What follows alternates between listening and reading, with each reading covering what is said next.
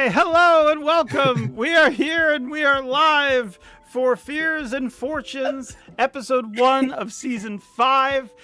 We didn't mean to have that gold transition, but actually, you know what? It kind of fits because this season we're going to a ball with a bunch of nobles, so there's going to be money all over the place. And yeah, we have an amazing season ahead of us. I'm so excited to dive into it. Thank you guys all for being here. And yeah, let's go ahead and wait, where is? Oh, okay, that's May. Okay, sorry. I was wondering what the heck that was. Okay, so we have a couple of things to go into. First and foremost, big shout out to the amazing people at Forgotten Adventures for making all of this possible. They are the ones who allow us to be here and make that possible. They also make all the amazing battle maps, map assets, and tokens that you see on our show. And all of those things are available for you to have in your tabletop games over at forgotten-adventures.net. Go check them out. They're absolutely amazing. And yeah, we couldn't do it without them. We also, big shout out to the artist, Karis Alexandra, for making all the amazing art. She does all the character art you see on screen. She does a lot of it, but also some of it is done by the amazing Android Grace, who makes amazing things like this amazing key art. It's so good. This wonderful key art of Sly for this season. I'm so excited about it. It looks amazing. And you can see that key art in closer detail in the trailer that we put out for this season. Go check that out. Yeah, so again, big thank you to everybody. And let's dive into some comments we got while we've been away. First one is from Garriden. This is someone who's been watching the show new. They wrote, just looking at this trailer for season 2, that it immediately made them start crying. Love that. That was definitely as designed. And they actually said, I'm in awe. I love this too. I'm in awe every time I watch George convincingly act out both sides of a very emotional conversation with no other input to bounce off of. It's very cool. Thank you very much. I don't remember which conversation that was in episode 6. I'm guessing it might have been between the spirits, like the spirit of the weeping widow and like their lover, possibly. Yeah, something like that. But huge thank you for that. We also got this comment. This is someone saying, this is Train Guy 5411 saying, I just caught up with Defenders Fan Delver, so I decided to start watching FA's other show. Didn't expect to be hooked by the second episode, but here I am. Can't wait to keep watching. The premise so far reminds me a lot of watching the 13 Ghosts of Scooby-Doo when I was younger, which I loved for a D&D campaign. That is awesome. I based it on the 13 Ghost horror movie, but also the 13 Ghost Scooby-Doo movie was amazing. So honestly, that's perfect. Love it. This next one is from Misty Dawn, who wrote, this show keeps getting better. Everyone involved is amazing. The DMing, the story, the characters, the art, the music, everything. Enjoy your time off. Now I can finally catch up on Defenders. Thank you all. This one was also on the last episode from Rashad.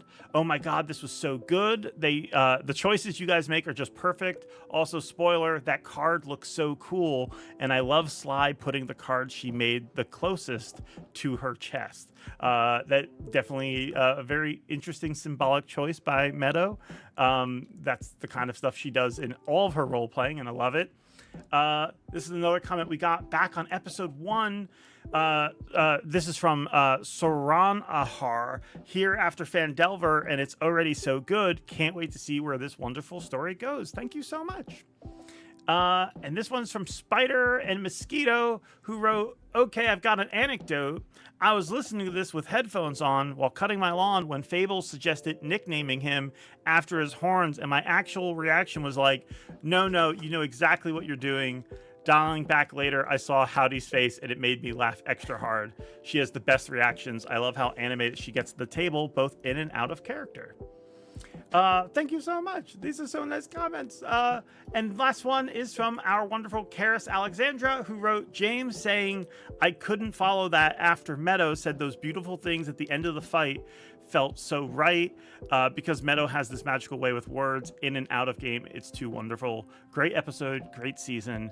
I'm not ready for what's next because I know the end of the story is coming and I'm feeling things. That's not ominous at all. Not ominous at all. And I'm very excited. I know me, Karis, and Android Grace have been working so hard behind the scenes. I'm so excited to see what the players dive into today and with our episodes next, later on this season. So without further ado, let's go ahead and dive into things.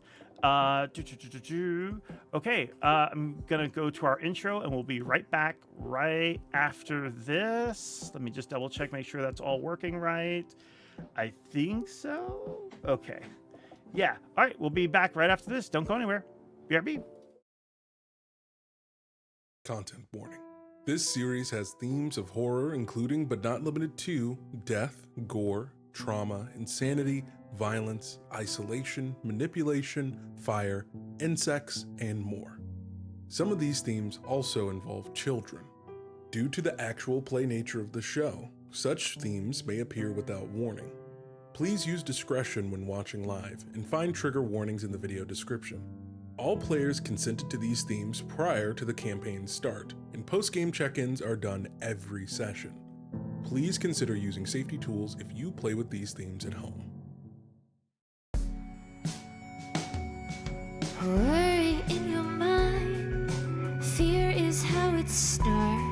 Unsure of what you'll find, it could tear you apart. You take a leap of chance, you break your mother's oath now. Macabre is the dance, and set free are the ghosts. Will a card save us here? Will it spell out our dooms? Only one thing is clear, we face fears and fortunes.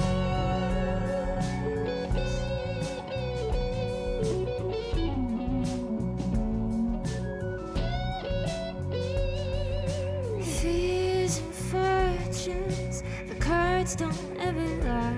There's only 14 ghosts, but a million ways to die.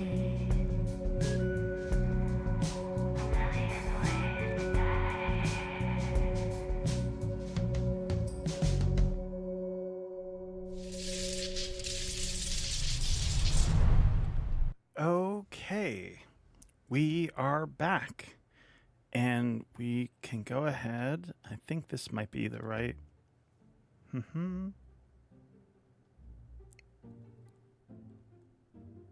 We open up our 5th season. This might be right. I'm so emotional. I'm terrified. I knew the music choice was going to set the precedent. I was really worried. Anybody getting Logan vibes? No. Yeah. Don't say that, Aaren. Let's go ahead and cry. See ya, daughter. Our story begins with Sly. You Get right. are in your bedroom.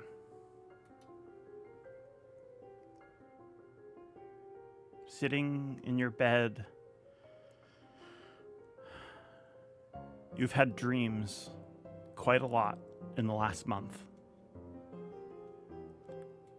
A lot of them you think have to do with this card. The first card you've made entirely yourself.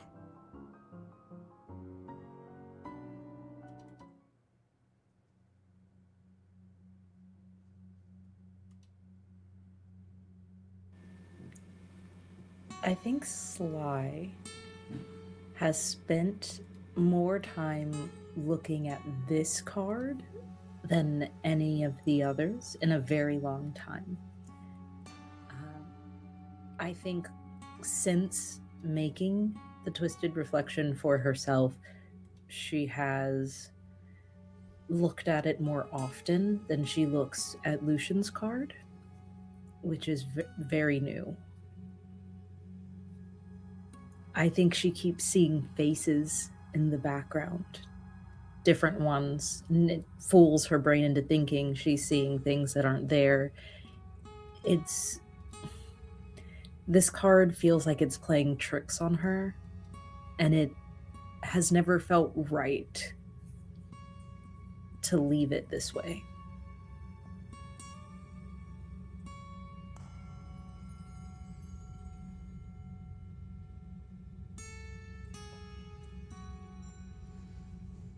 What about your dreams? Anything interesting there? Unfortunately, I think it's the most interesting thing about what she's been going through over the past month. And she doesn't tell anyone about them. It's very akin to the rug in the middle of her room, this circle of a table. And around it, like Knights of the Round Table, there are the spirits in her deck. It's not every night, but it is often enough that she knows they are demanding to be heard. And if she doesn't listen, then she is exactly who they think she is.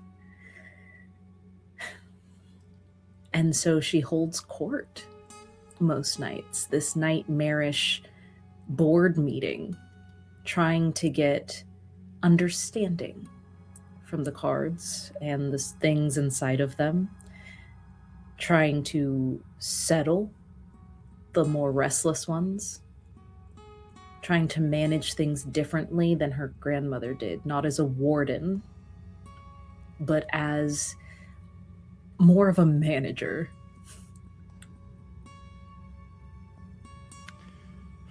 Would you say then that you're not using intimidation, but maybe using persuasion to try to... Definitely. Okay. Go ahead and give me a persuasion check. Oh boy, hot dog. Okay, I will, but I'm real scared about it. Okay, persuasion. That is a 19. 19. You definitely find it difficult, as even with a 19, some of these spirits just, there's no way around it, don't belong outside. And while you might not want to be a warden, you wonder if perhaps there's any other way with some of them.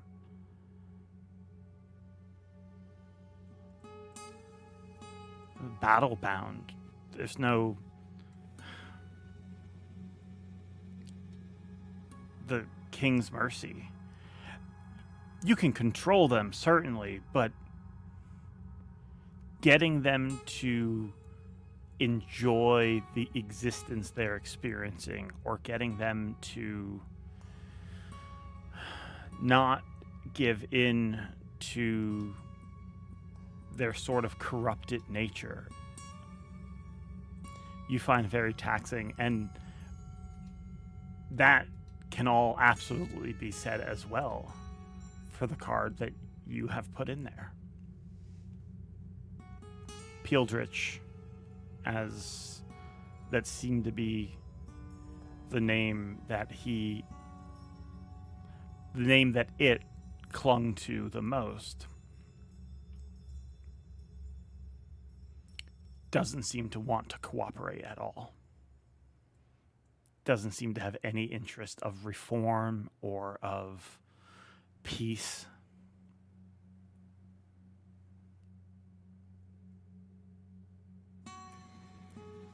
How does Sly react to that? Go ahead. I think that's genuinely why she has such an issue with this card. This is the one she put there. This is the one that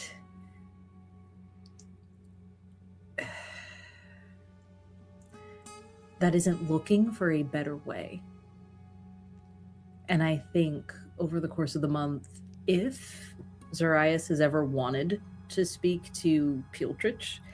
Sly has had to be there. Aaron's had to be there. It's had to be very supervised. And it's draining Sly a little bit.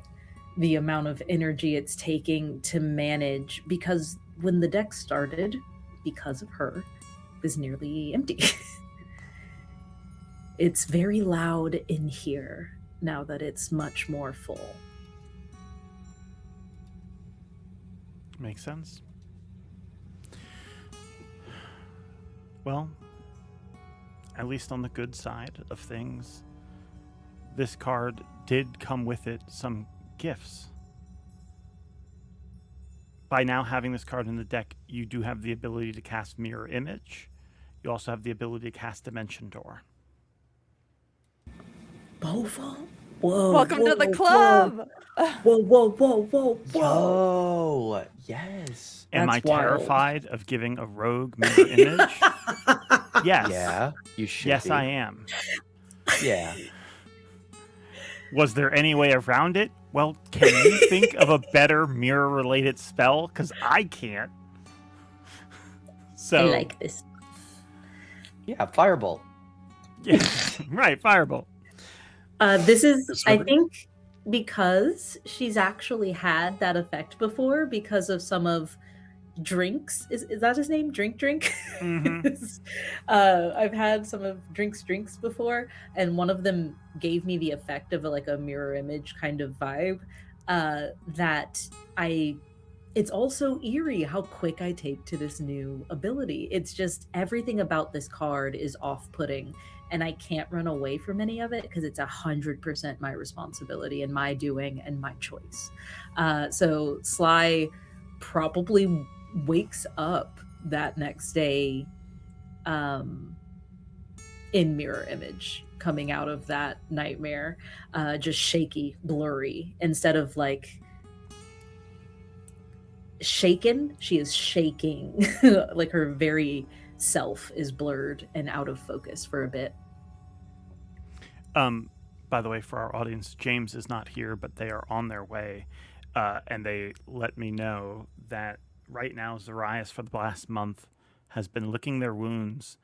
The fight humbled him, and they have not had any interest in speaking to Piltrich, which has left probably Sly to contend with this by themselves. Is there any questions you would have asked them that you want answers to? The questions I would have asked, and I don't know how well I would have gotten answers, is the ones I know Aaren would have asked, which are, I think the two that come to mind immediately are, where else is he taking them from? And the second one would be,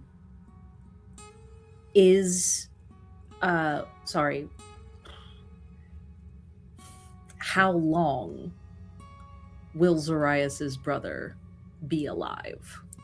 I am worried that there's a time limit or a death sentence. So those are the ones I would have tried to figure out. More details about Zoraius' brother and more details about the people going missing through the mirrors. With this card in particular, you can choose either persuasion, deception, or intimidation. I am going to continue through with persuasion. Sly has to keep trying a new and better way, even if it doesn't work. Okay. But my other stats are bet. Hey, yo, 25? What? 25. Hey, what? Wow. Okay.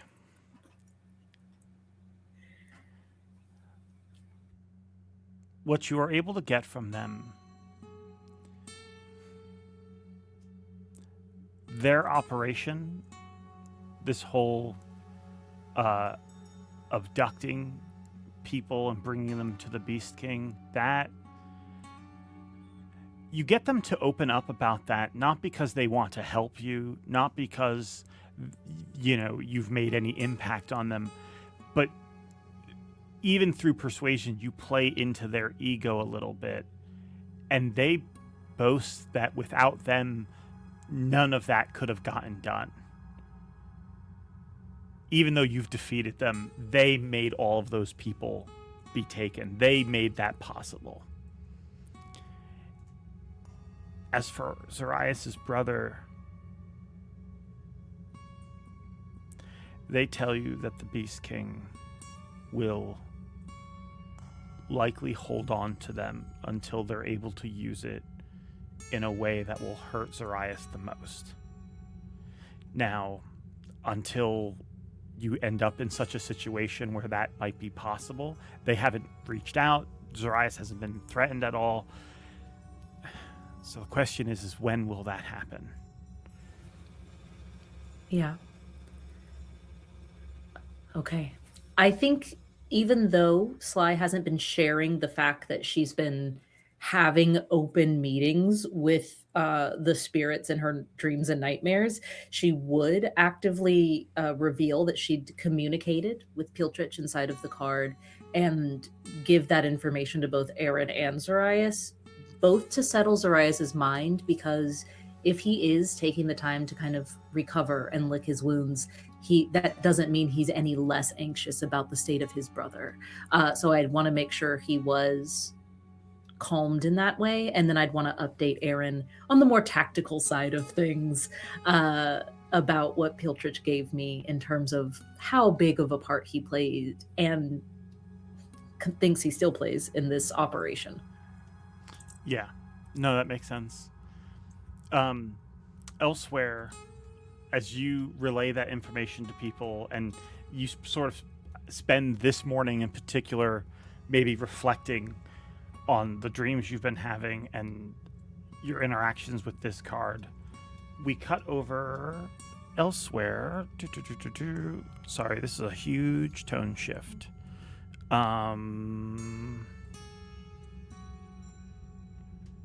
Let's see, maybe this?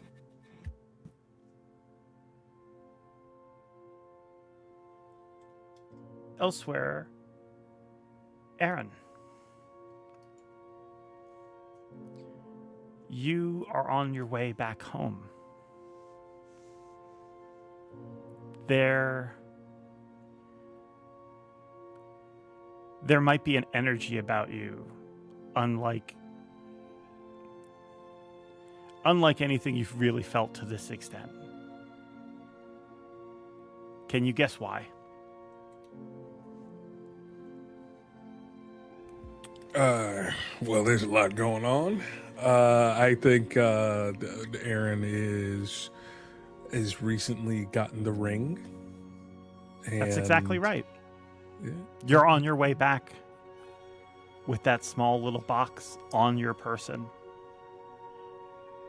The ring, a beautiful gold ring, and last you described it, you and Sly picked out an orange stone for it. Orange, and I'm telling you guys this is information that your characters would know already, but orange isn't the color that Pepper ever dresses as, but it is actually Pepper's favorite color because it reminds her of, one moment, specifically what you would know is that this reminds her of the fire laurel, a type of flower, one that is found in the foothills near the mountains, near Oak Rim, and one that it has these like fiery orange petals, and it's known for commonly being used in healing potions and in potions of warmth. You have that, and I think you also said you had purple stones on it as well, like accenting it? Yes, to accent it as well, and kind of swirl around in combination. Yeah, and I think if possible, he probably would have taken the time as well to go back to the family home and take some of the wood from the foundation and have that treated to be inlaid in the middle of the ring as well. Wow. Since that's the place where they first truly met. That is really beautiful. You have this. What's going through Aaron's mind as they walk back to the office? I think he's like, all right, just gonna play it cool. Play it cool.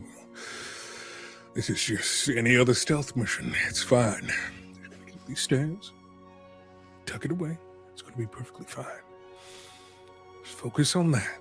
And I think at the same time, he's trying not to focus on the kind of numbing pain that's kind of coming from his shoulders and his arm. And it's just kind of like, I'll get to that later. All right. What's the numbing pain from his shoulders and arms? He has shards of glass that are stuck between his skin and his scales from their last fight with Piltridge. That makes sense. You prepare yourself to enter the home, keeping this thing sort of hidden on you. Maybe you're like palming it in your very large hands, just, but keeping it by your side, keeping your arms like they're busy. And as you approach, you're surprised to see waiting for you outside your office, or seemingly almost walking up at the same time as you. You see Byron. Now, Byron, you had previously sent on a mission to investigate. You wanted them to look into, you and Sly specifically sent them, but you asked for this, for them to go and investigate Alden Tybalt Migesh. In the last 4 weeks, Byron's given you multiple updates, and for the last week, Byron's been out of town.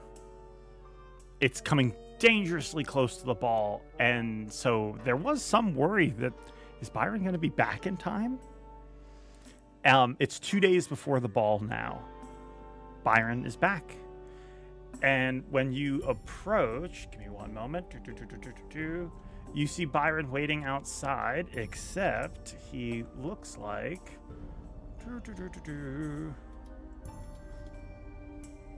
You see him, and he looks like this. Like what? Oh my... George, I have 13 sentences to say. Can we? 13? What? 13 get into that? specifically? Yes. Spill right now. All right. Okay. Huh? Byron. Good to see you. Good to see you too. Wait, where you been? Out near Oakrim, in the countryside. All right. Nice hat, by the way. Oh, he's sort of almost embarrassed. He takes it off, puts it down. Yeah, sorry, I got used to it. Listen, it's perfectly fine. Let me tell you, good hat will do wonders.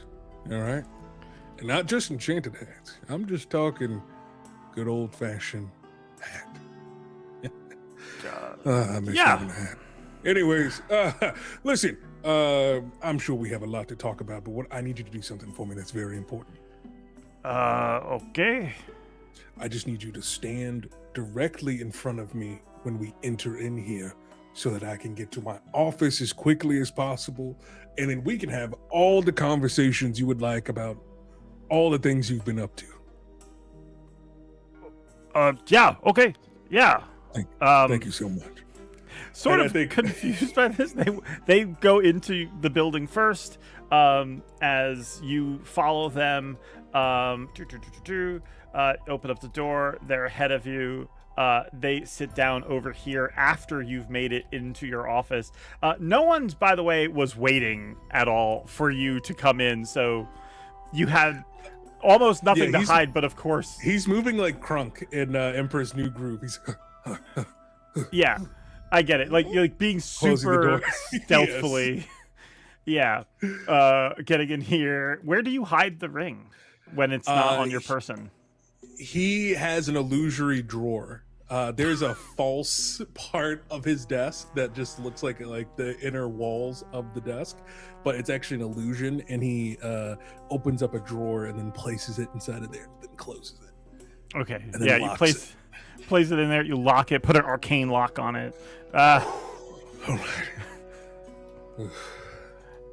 You come out here. Anyone else who wants to be around for this, you may be. That goes for Una and Fable and Sly as well. Byron's right here. Their hat beside them. I'm happy to pull up the hat art again at any time. You just let me know. I will. I think if people are waking up, Sly is going to be coming in with obviously some fruit or fresh baked goods. If her mom made muffins or something, she's coming in with breakfast. Okay. And I think before it's hearing her like pitter patter down the hall, I think Aaren will look at Byron and just motion for him to put on the hat. Oh, okay. They will put said hat on, so I can put that art back up on screen because I have a feeling you guys are demanding it.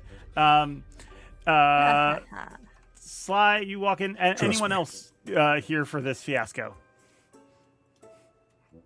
No. How early is it? I would say it's like 10 a.m. It's not that early. Okay, I think I would be around. I'd probably be enjoying my morning sun time. So if there's a commotion, I'll peep in. Okay. Also, if Byron's been gone, and also if Byron has a new hat, I'm peeping in. Yeah. All right. You just poke your head in. Una, maybe you see what's going on just to be curious about what Fable's looking at. Oh, no. Get out his in their hat. room. Una's going to be in their room. You're going to hear a commotion coming from Una's room. Why is that? No, of course. Like this. I'll show you. Stuff like that you'll hear. Okay. Noted. Noted. We'll If I walk get it. past, I'm just assuming you're talking to your frogs. And this It's is not the abnormal morning behavior. commotion. The morning commotion. Season That makes 5 sense. Una shenanigans. Yes. What's your Yes, new you'll- season shenanigan? You'll see. You'll see eventually. Slice slides into the room, pops up onto the chair because she can see Aaren and doesn't see Byron until she looks. And when she does, it's like a double take, and then her arms go up and she goes, "Byron, what happened to your head? I mean your hat. I mean you're wearing a hat." They look at Aaren. Sort of Byron, not used to having compliments or anything like that, like takes off the hat, puts it down. I was out in the country. I was trying to blend in. I liked it. Can I wear it? And she runs over. Her hand is Sure. already outstretched. They hand you the hat. Yeah. Now, hold on. Give me a minute. Now I have to go and Photoshop a hat onto Sly. Why do I do this?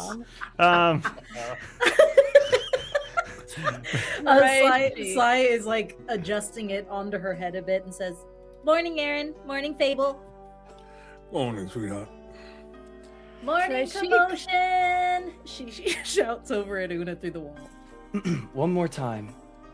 Here we go. Oh, Una's talking to someone. 3, someone's- 2, 1. No. It's got to be the frogs, right? Do we I want to didn't know? check. Una lives here. So I'm here to give you an update on the stuff you're asking me about. Right. It's now a bad time.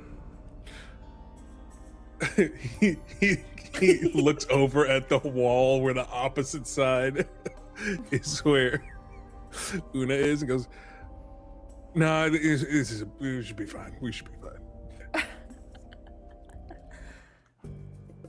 Okay. Well, then, let's get into it then. Now, I've been giving you updates, but just to recap, and what I'm about to go over is what they've been doing for the last 4 weeks. They've been giving you updates as they've done this.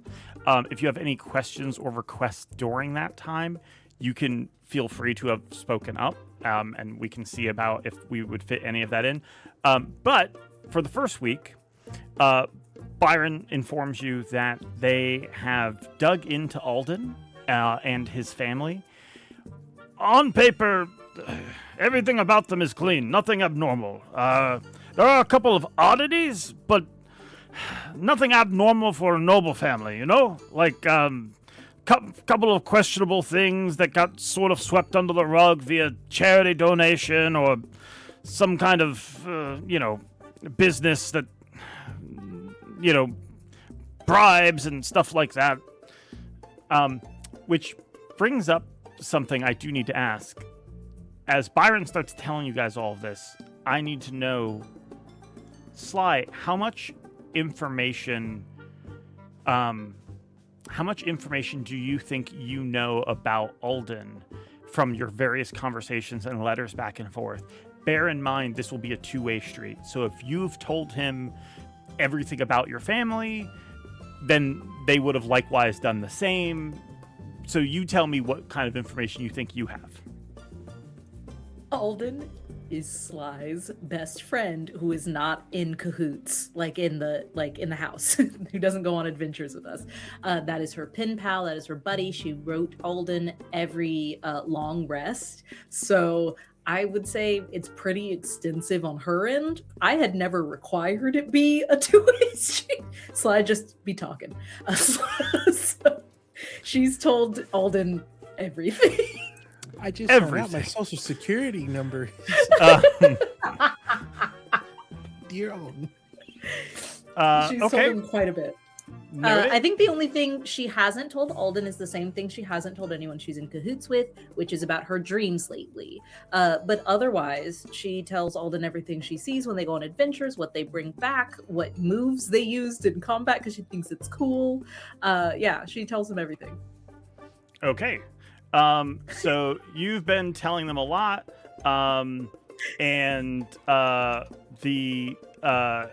What you would know then from hearing back from them, and a lot of this is stuff that Byron adds to as well and sort of corroborates. Alden has a family. Alden has 2 children from his first wife. His second wife had passed away some 19 years back. And then of their 2 children, one of them actually just had a child of their own not long ago. So Alden's currently a grandfather. All of that gets corroborated by Byron. As they sort of told you about this, they basically know anything about their holdings. They know that Alden's family is very big into banking in the community and stuff like that, and that they have a home. They have some property in the city, but they also have an ancestral home or an estate that's out in the country. This is sort of in between Oak Rim and the Prenwood. So it's on the border of that, a little bit more east or a little bit more west than Oak Rim is, and a little bit more north. But yeah, they have a small estate out there. So that's what you guys get the first week. Nothing really strange or odd. I have a question. Yeah. And maybe this involves a history check on my end. Would I know anything peculiar about the history of that region, since that's where Pepper's favorite flowers comes from? Nothing really. Don't make that look at the camera, Daniel. What? He was just smoldering at the camera, That's my investigative face. Because I'm the best boyfriend ever. Okay. I'm just an investigator doing my job. That region, it's on the edge of the Prenwood, and in this particular area, there wasn't a lot of controversy or things like that. Go ahead and give me a history check, actually. It's time to row. Fudge. That's an 11. What you know is that this place wasn't a big part of the Pren War, because this area of forest was always accessible for the gnomes and halflings of Oakrim and the other people who live there to get lumber from. That was sort of already agreed with the elves. But then, the Pren War was mostly between humans and elves over the more western part of the forest that sits between the two of them. So yeah, nothing that abnormal about where their estate's located or anything like that. That said, the second week, Byron comes to you and informs you that they've done some digging. They went and, going to a noble family and asking them questions, that's sort of a bit tricky to do without causing serious faux pas and upsetting the crown. So instead, Byron sort of analyzed and watched and questioned people who are on the peripheral of sort of adjacent to what they're doing, or people who have done dealings with the people who work for Alden. From them, he's learned a few things. I talked to a former coachman who worked for Alden's family for about 5 years. He drove them around. He's a bit of a drunk, but he was able to tell me a few things. Mostly Alden's daughter runs things. Her name's Philippa. So I knew a lot of her name was on the paperwork, but she seems to be the savvy wheeler and dealer of the family, currently. And then, let's see, he starts flipping through his notes. So his son, Dunnick, he is married to a woman named Annie, which I learned from the coach driver, and then I was able to get in touch with her ex-boyfriend, this gentleman named Cadwell. He was former lover before her and Dunnick got together. Sort of unreliable in terms of information. I think he has a jealousy thing going on. Doesn't like Dunnick very much. But he told me a few things. Mostly, he made some accusations of Dunnick being maybe a sort of a wreck or an addict of some kind. That's I don't know how true that is, but that's what I found out. Philippa has a place here in the city near one of their banks, Valetudo Investments. The coachman also said that their country estate, not much happens. There's not a lot of parties, mostly just a quiet life. They did say one thing, though, that I was a little bit, I feel like was worth looking into, maybe. Just that once Annie had a really bad day, sort of almost had a breakdown in his carriage, crying and upset and stuff like that. That could be nothing. I mean, nobles, family issues, who knows, but at least something to look into, but nothing really crazy. Mm-hmm. Is any of this helping at all? Should I keep going, or again? This was 2 weeks ago. Yeah. If that was 2 weeks ago, this might be wild. If it's possible, Aaren would have set up a meeting with Valetudo Investments to discuss possibly getting a loan for expanding upscale defenses. But using that as a guise to possibly be able to meet Philippa. Interesting. Go ahead and give me a I'm gonna say give me a persuasion roll, or you can choose deception. Oh hell. All right. Show me the money. Guys, Alden is really chill and nice and normal, and he doesn't need to be investigated. Right. How does a 10 right, do you right, from right, the most right, charming man in all of Berryport? Give me a... Let's see. Give me a charisma saving throw.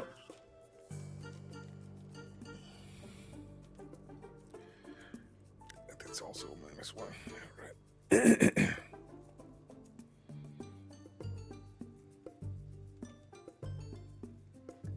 At least double digits. Come on. That's the same roll. A 10. Okay. Wonderful. You do not meet Philippa. They seem to be... the people tell you, oh, no, she's very busy. But wait, don't worry. We can help you with everything. You then proceed to get talked into signing for that loan. So good news. If you do want to expand the business, you have a loan. We will talk interest rates later. It's not great, but like... it's like not. They're not. You haven't sold your soul or anything like that. But it's one of those things like you went in there and you talked to them about this. The charisma save was for Aaren to stand up and say, "No, I'm not going to do that," and leave. And that, due to the situation, the social situation, Aaren was not able to do. So. I can't believe you tried to do a normal thing. We just found out we're bad at normal things. You want to use Indomitable to stop this? I can add my fighter level to the reroll or whatever it is.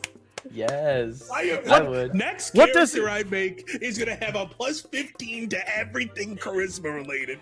As a banker is doing everything they can to get you to sign and has been putting all of the charms on you, I want you to tell me what does it look like when Aaren uses Indomitable to overpower this banker's charismatic ability? He literally starts thinking of this in combat terms, and he's just like, "Oh, I'm on the back foot here. I could use some more shiny swords, but no, that'd be a wise investment. Pepper would not like that. At that rate, I might as well open up a tavern if we're gonna have a loan that big." And I think that is just what's going through his mind. And let's see here. No. I just have to double check. I wakes up from another nightmare. I just love... Not again! I just love a fighter using Indomitable to get out of a bank transaction. That is... I have so many abilities. I'm just trying to find As it. they intended. Okay, so you re-roll. I can re-roll it with a +10. Okay, great. Go for it. If you roll in that one, I'm going to cry. So will I. We can cry together. Here we go. Wrong button. Gotta be 16. Oh, thank God. Oh, I rolled worse. yeah. Yeah, but hey, +10, making it a 16, that's pretty good. You managed to firmly say, no, that's okay, and you go to leave. Roll a D100 for me.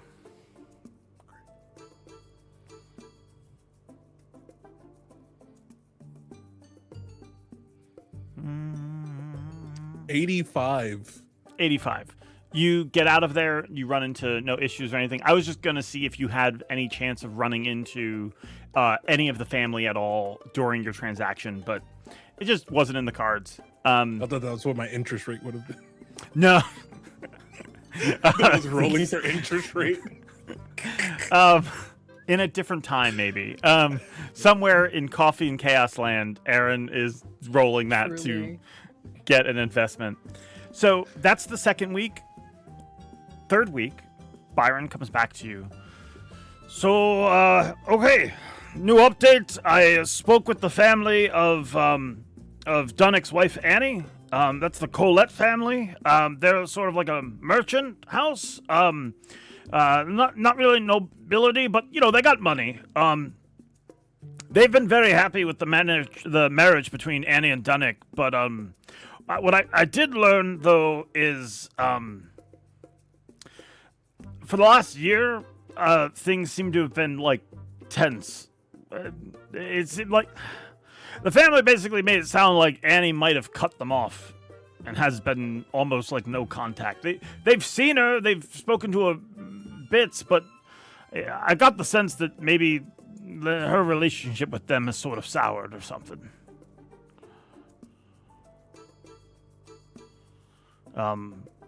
Yeah.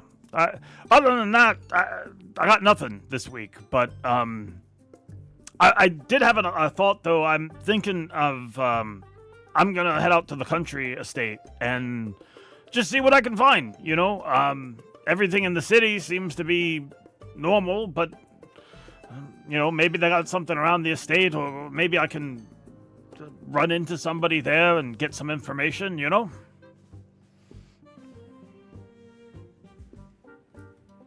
Sounds good. Okay, great. Yeah. Okay, cool. And just to clarify, so he sort of got like he did get like a bad vibe from the family, like something's wrong, but he just doesn't have an idea of what that might be. So it's the final week. He comes out here initially in his hat. And one moment. Got it. Okay. Yeah, he comes back and relays to you, Sans hat now. Now that Sly has the hat. So, I was out there a little bit longer than I had hoped for, but I was able to actually run into Annie. Now, this whole thing I had to. Oh, by the way, for him to go out there, I'm guessing he would have asked Sly if he could borrow Dakota. The answer is yeah. Wonderful. Then he borrows Dakota, heads out there. So I had to go horseback riding, but going around sort of on the outside of their estate, I was able to run into her because I had found out from her mom that she loves horseback riding. So I was able to run into her, and she was a bit... I could see she was a little emotional at the time, and wasn't really into talking to me, but I may have casted a spell on her. So... yeah, we were able to talk. That went, well, I guess. What? It was suggestion. You know, I just said, oh, well, why don't we sit down and you can tell me what's bothering you? You know, I'll give you a friendly ear, and it worked, so. That's how you do it. Yeah. Byron suddenly has like a dirty look on their face as they... Wait a second. Fable says yes? Yeah, like maybe he doesn't like that. But he does explain. So it seems Alden seems displeased with her. Well, not displeased with her, but more displeased with Dunnick for marrying her. And the way she tells it, Alden sort of disapproves of her family. So that's not exactly uncommon, though. It seems like he has high standards for Dunnick, and those are sort of passing on to her and to her child, of course. And yeah, so it seems like that's mostly the thick of it. She doesn't seem happy, but you know, these kind of things happen in noble households, especially when you got different income levels. I don't think Dunnick was meant to marry someone who wasn't nobility. So marrying a merchant class girl, you know, she's got money, but she, you know, it's not the same for nobles. So, but yeah, that's pretty much it. Otherwise, yeah, did that help at all, or? Yeah, I think it paints more of a picture of who we're dealing with. Okay. Well, good, I guess. Yeah.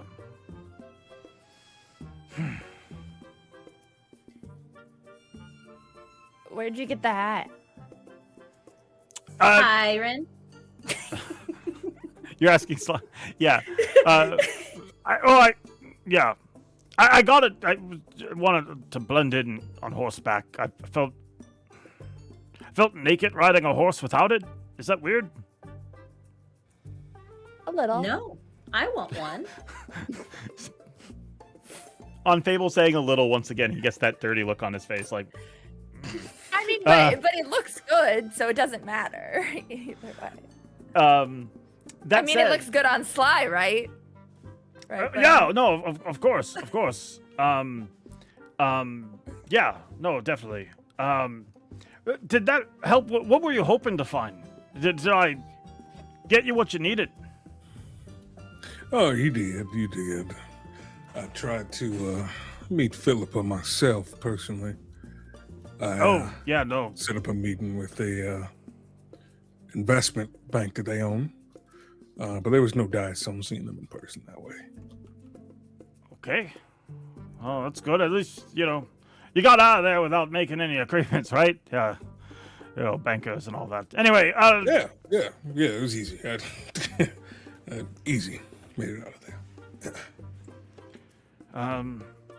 So yeah, what's next then? I mean, we got the ball to go to, but then we have one more card, right? Yeah. The Lord of Flies. Oh, What's that? Is Una in the room with? morning, Una. Hello. I have something to show you all. I knew it. I knew they'd show us when they were ready. Oh, hi, Byron. It's been Hi. a while since I've seen you. Yeah, no, just out of town. Good to see you too. Where have you been? What have you been? Oh, that's probably too long of a story. Would you like to take a seat? I have a show. I have something planned. Sure. Byron looks at all of you guys. I love it. Okay. Just sit down.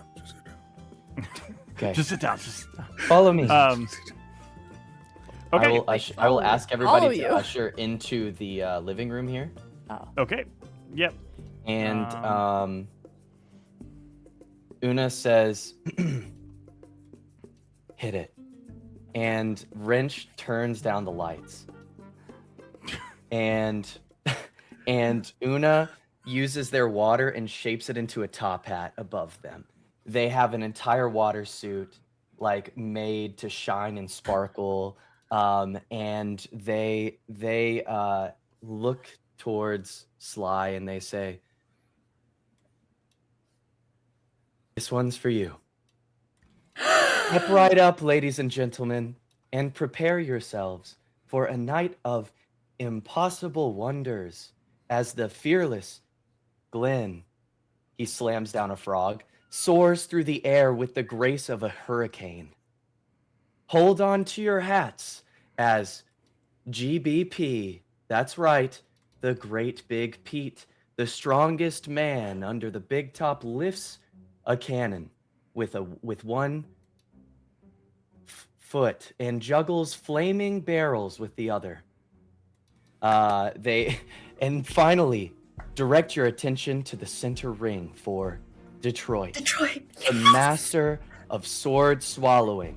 And you see Una take one of Sly's like mini daggers that they have in their room. Slicey. And, like, actively Not going well. puts it above the frog, and the frog is not looking up. Detroit Wait, is not are you looking sure? up. In 3, 2, 1, and then they drop it. George, you want to take it from here? What happens? What? No. Unless anybody wanted to respond. I mean, yeah, No? I'm going. Great, the sword completely goes through Detroit. Like impales him?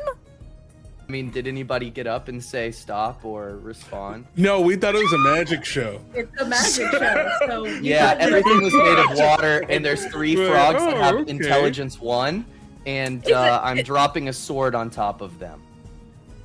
A sword? So- You mean one of my Or daggers? daggers. Yeah, a dagger. Okay, I wouldn't like that to happen. I wouldn't like to see you kill a frog in front of me. So I would do something if I realized the frog wasn't going to do anything. Let me check my reactions because I think that's how fast it would have to be. She was all bought in to make it to this being fine. Opportunity attack.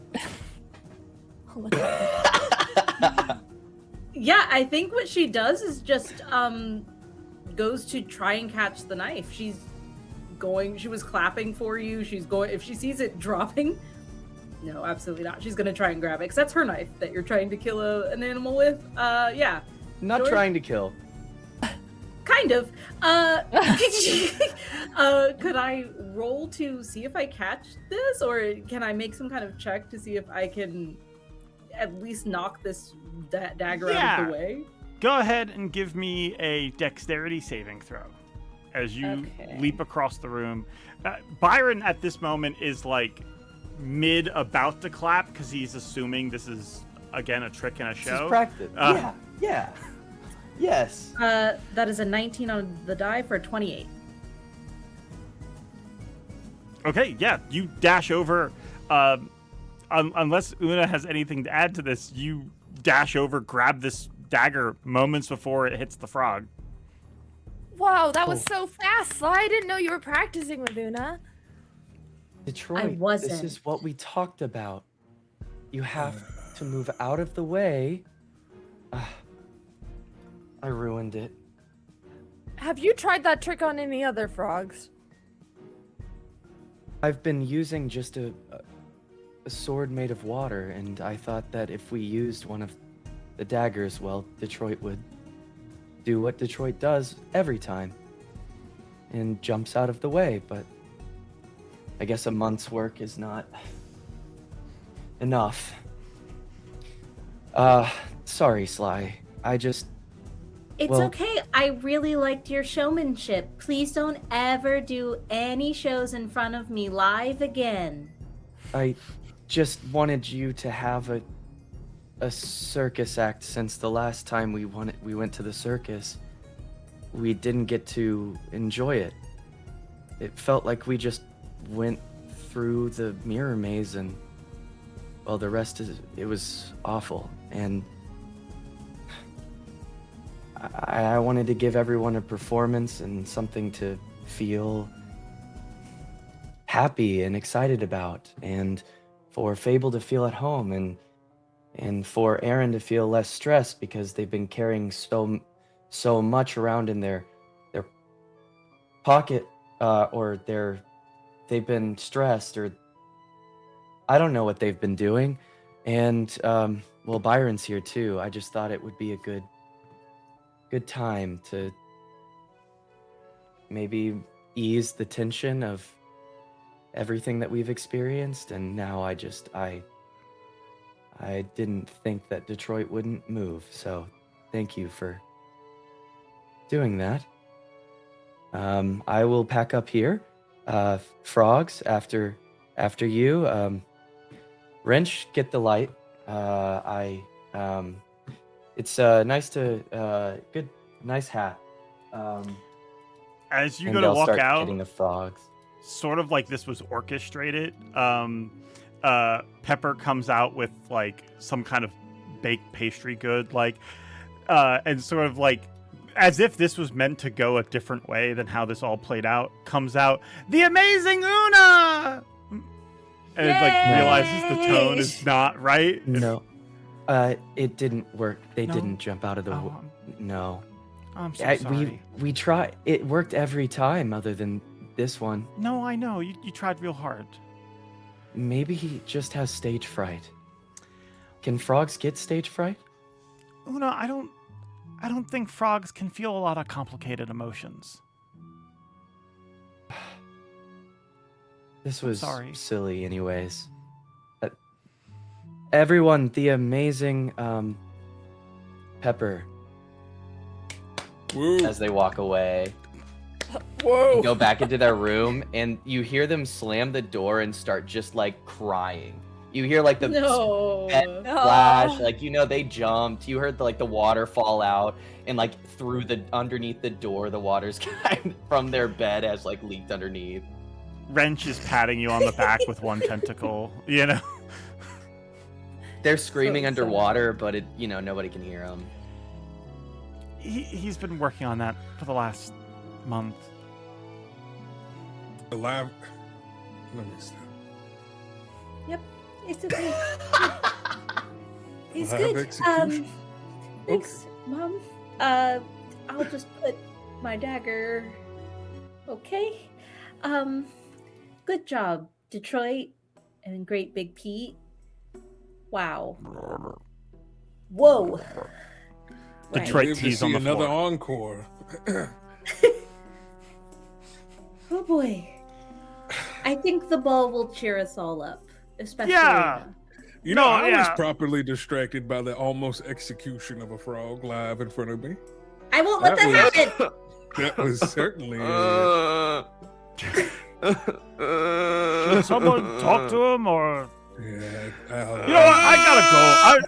I gotta get ready for the ball. You all seem real busy. Yeah. Right, I appreciate all the hard work. Yeah, of course. Are you coming back here? Or are you meeting us at the ball? No, you're gonna come here and get ready with us, right? Give me a persuasion, Fable. As you twist their arm. I'm like, you're gonna come and get ready. We have to take pictures before. Just kidding. Let's see. Oh, it's not excellent. It's a 12. A 12. Well, I gotta. Claws and arm. You're gonna come back, right? Yes. Yes, I am. Of course. Wouldn't miss it. Great. Really looking forward to it. And when they say that does sound genuine, that they are looking forward to it. But Byron is, part of the Crown Guard and everything like that. So it does have other things they have to take care of too. But Pish posh. You have a date to escort. With that, we're going to take a quick break. We'll be gone for 10 minutes. And when we get back, we will jump back into things.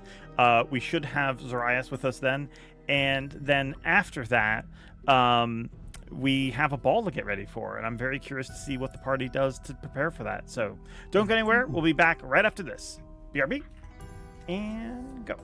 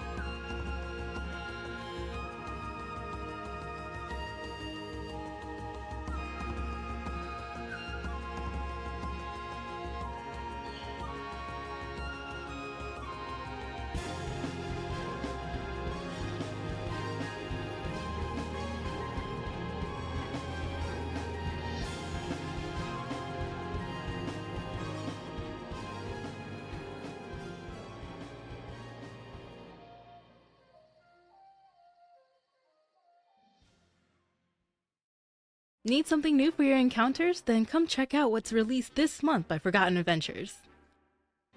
Starting off with the Token Team's new monster releases, including 2 elementals, the Boulder and the Water Weird, and 2 horrifying aberrations that I hope my DM never sees. Next, they released new goblinoid adversaries, including hobgoblins and bugbears from D&D 5.5 edition, as well as the psionic goblins that we fought on Defenders of Phandelver. I do not miss those guys.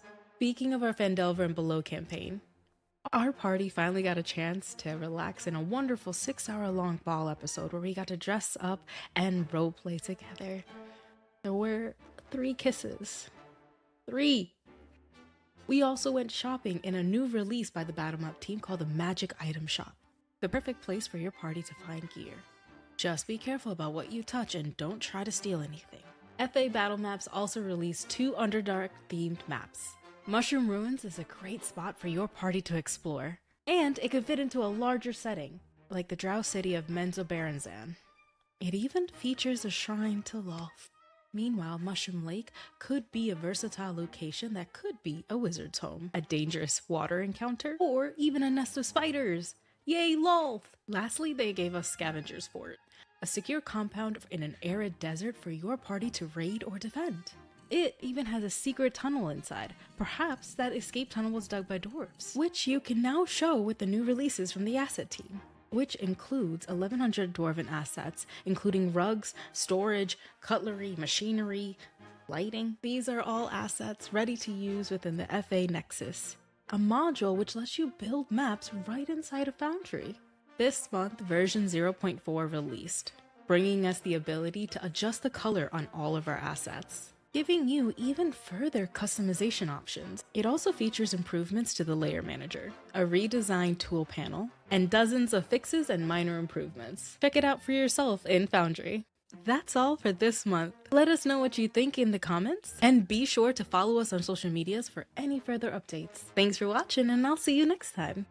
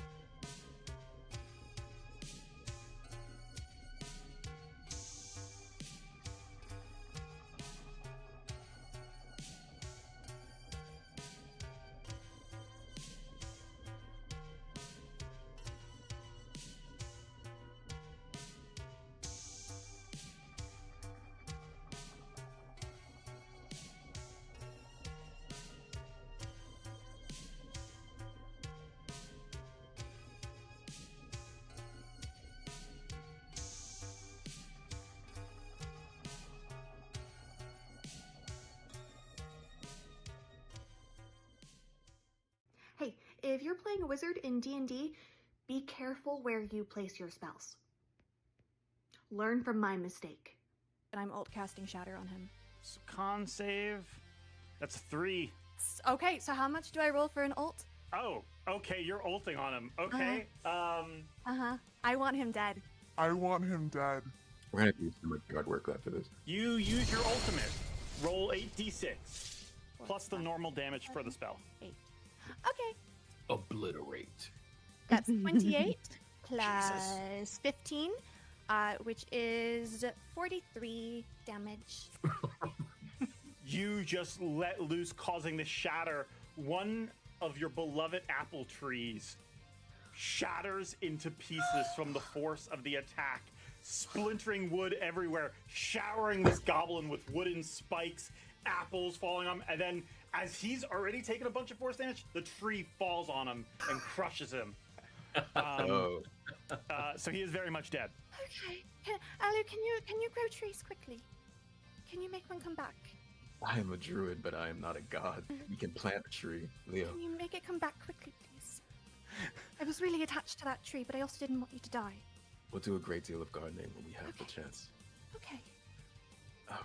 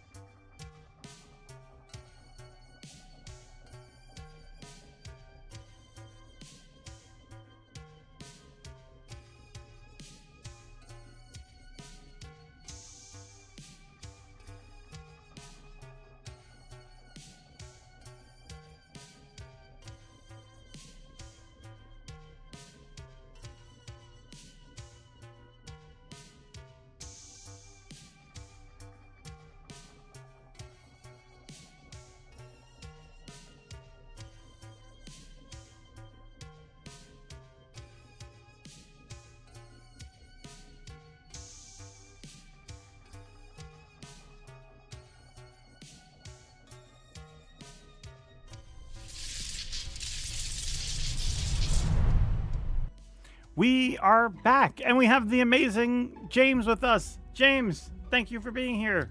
Hello. I know James is traveling, so he's putting in a lot of extra work to be here with us. We really appreciate it. James, we start back with you. Zoraius, did they sleep in? What have they been doing this morning while other people have been up and about? I think Zoraius, sleeping in is not the correct term. I think he's been awake for a couple of hours. And I think he's been lying in bed and doing what he's been doing most mornings, which is trying to focus on the texture of the room divider there in the center of the room. His vision up to about 30 feet is colors and shapes, and anything beyond that is just a blurry mess that he really can't make out very well. And he's taking time to raise his hand in front of his face and trying desperately to find some kind of focus, any kind of granular detail that in his hand, any moles, freckles, or anything. He's trying to find texture, and it's just blurry. And I think at a certain point, he finally gets up, starting his day in the early afternoon when everyone else has been up. He's been hearing the footsteps in the hallway. He's been hearing conversations downstairs. He's smelt the food through the floorboards. And I think he's finally deciding to just get up and get out the door. So he will make his way to his bedroom door and then make his way downstairs to meet the others. Okay. Yeah, you make your way out your bedroom door. You head downstairs, putting us here as others are sort of getting ready or figuring out what to do next in their day.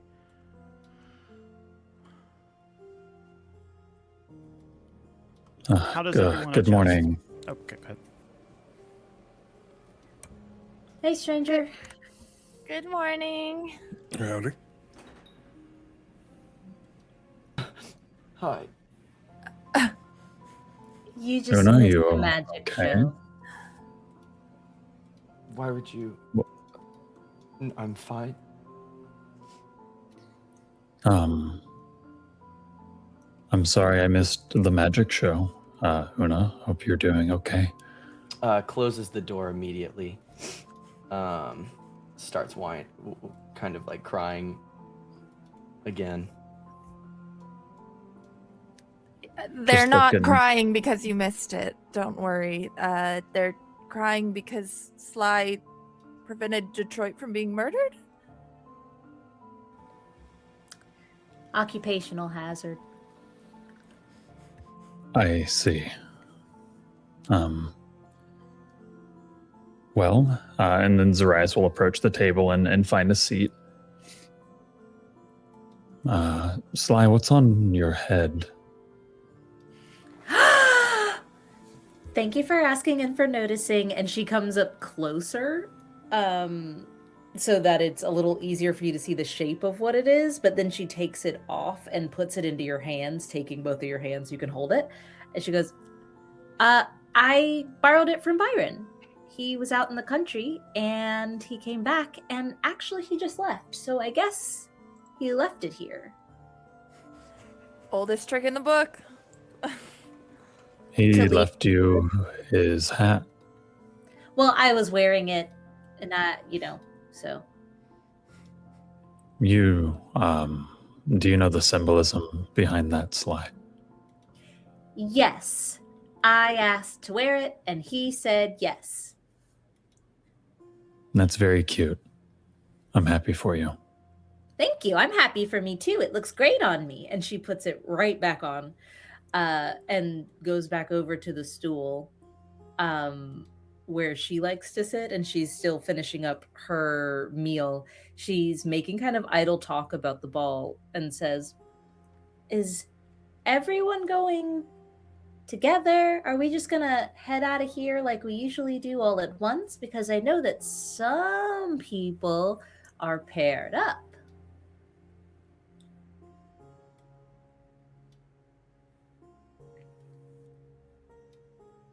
What? One second, guys. George is frozen. We got a frozen George. Oh no! It did it again! We can Okay, hear it, one George. second. We can hear the George. Yeah. Here we go. There he is. All right, there and I he can hear is. you guys now. Peekaboo. Sorry, Hi. we have a big thunderstorm happening outside. I think that's what did it. Yeah. Okay, please continue. You were asking. Yes, separate carriages is a good idea. I already have the guy on call. We just need to decide how many we want. Oh, fancy. Well, there's one for Fable and Zoraius, one for my mom and Aaren, one for me and Una, and if Byron does come back here and ride with us, great. But also, he might be on the clock for a little bit tonight, so I don't want to make him feel pressured. Let's order an extra one just in case. Just in case what? You never know. With us, we have friends coming and going all the time. You never know who might need to hitch a ride or whatever, you know. Yeah, I guess that's true. I'd love for Anyway. more friends to join us. Anywho, I'll get Zoraius four. training in 5 minutes, by the way. Wait, we're supposed to dance training, right? Oh. No. You said. Aaren, Are you- I'll have to take a rain check on training. No, Aaren needs to train too. I have to train. Are you telling me you don't? Let me tell you something, little missy. I've been dancing and moving these hips long before you were ever born. I know what I'm doing on the dance floor. I think that's the problem. Does Aaren believe that they're good at dance? And I'm not saying that they're not. I'm just curious if you believe that. Yes, because culturally, he's come from a place of social gatherings in tight-knit communities and dance being a part of the culture. I am not doubting it. I just want to know. I didn't know if you were saying that because that's what Aaren would Don't worry say. about the -1 that I have to charisma. that Yeah. has plagued No, me I this was. entire campaign. Don't Don't worried. worry about that. Like, just imagine the dad version of those dances. Like, he dances, and that's really all that matters. But, Fable's, like, a little more on technicality, like, wanting to clean things up. Hold on, let me take a level on Bard real quick. Let me take a level in Bard. Well, let me ask you guys this. Because I don't want to tell anyone that they can't dance. If you want, when we get to the ball, I can have you guys roll for your dance checks, which is what I did in Phandelver. Or if you guys want, you could just describe how your character dances, and we don't have to do a roll for it. That's up to you guys. George, if I may, is it possible that we could use Tasha's Cauldron of Everything's optional rules to where, depending on the circumstances, you could use a separate stat for a check in order to do that roll? For example, a barbarian with a low charisma using their strength score to That is how I rule that. Yes. So if you were to say, what other ability would Aaren rely on for dancing other than charisma? His dexterity. His dexterity. Yes, I would happily allow you to make a dexterity performance check. How's your performance? I have a -1 to charisma. Well, so you mean you have no bonus to performance, so it'll be just a flat dexterity check. Okay. Now, if you take dance lessons, that could help you. Wow, that's crazy. A dance feat. Almost like I've been saying Listen, that. if my ult bar gets full, I'll take a feat. I'll take a feat to help with my dance. I'm having flashbacks of us at the tavern. Just go again. Just pull another card, and it's just Aaren on the dance floor. Morale. Una That's comes fine. out of the Listen, room. That's fine. and I'm not gonna make anyone practice because all that's important is that you do it. But if anybody wants any pointers on technicality, then you can have them. Thanks, Fable. Fable, you can make me do whatever you want. Okay. All right. Well, if you do still want to here, train Zoraius. today, let me know and we can go outside. I believe it is time for our dance lessons. Now? Yep. Where Is where everyone should here we- getting a dance Oh. lesson from Fable, or who isn't? Just I want to confirm. I am I not. think I'm not either. Sly and Aaren are not getting dance lessons. That is totally fine, and I will not penalize you for that. So Una and I will though. Does So Pepper I'll want tell you dance what your lessons? dancing is like based on the GM. She'll tell you what Fable thinks of your dancing, and I have no control over that. That is Yes. entirely fair.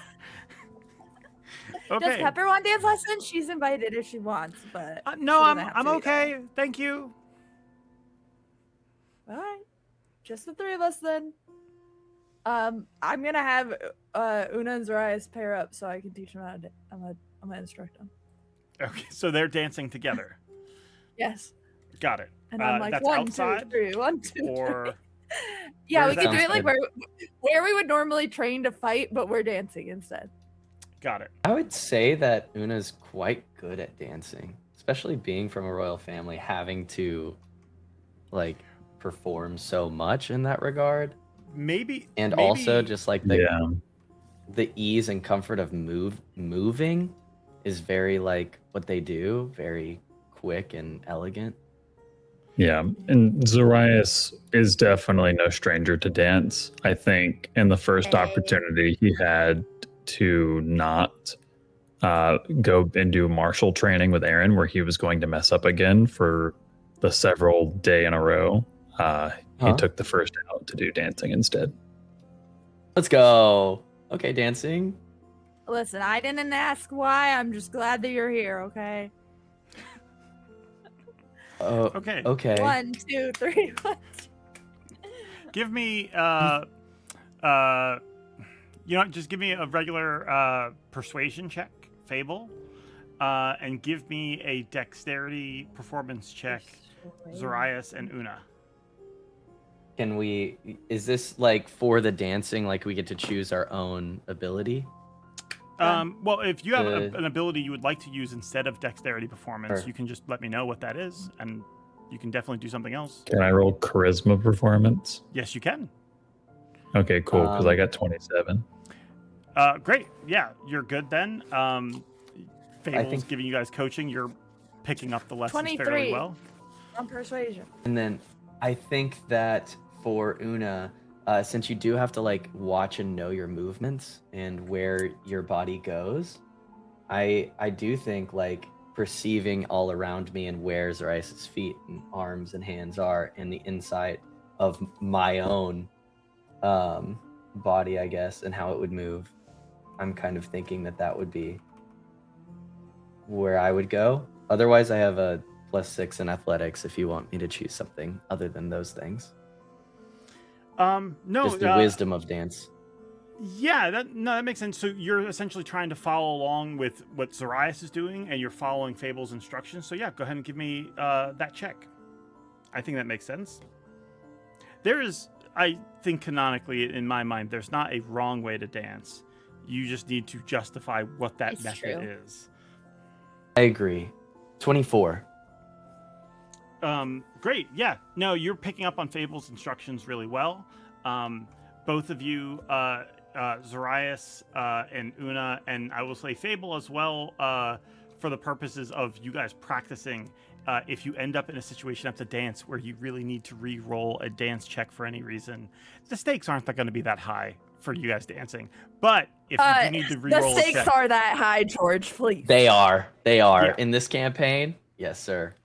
yeah, fair enough. But if you do need to re-roll a check for dancing, both of you will have one re-roll that you can choose to use just to show the effort from your practicing for this event. While they're doing that, anything from Sly or Aaren?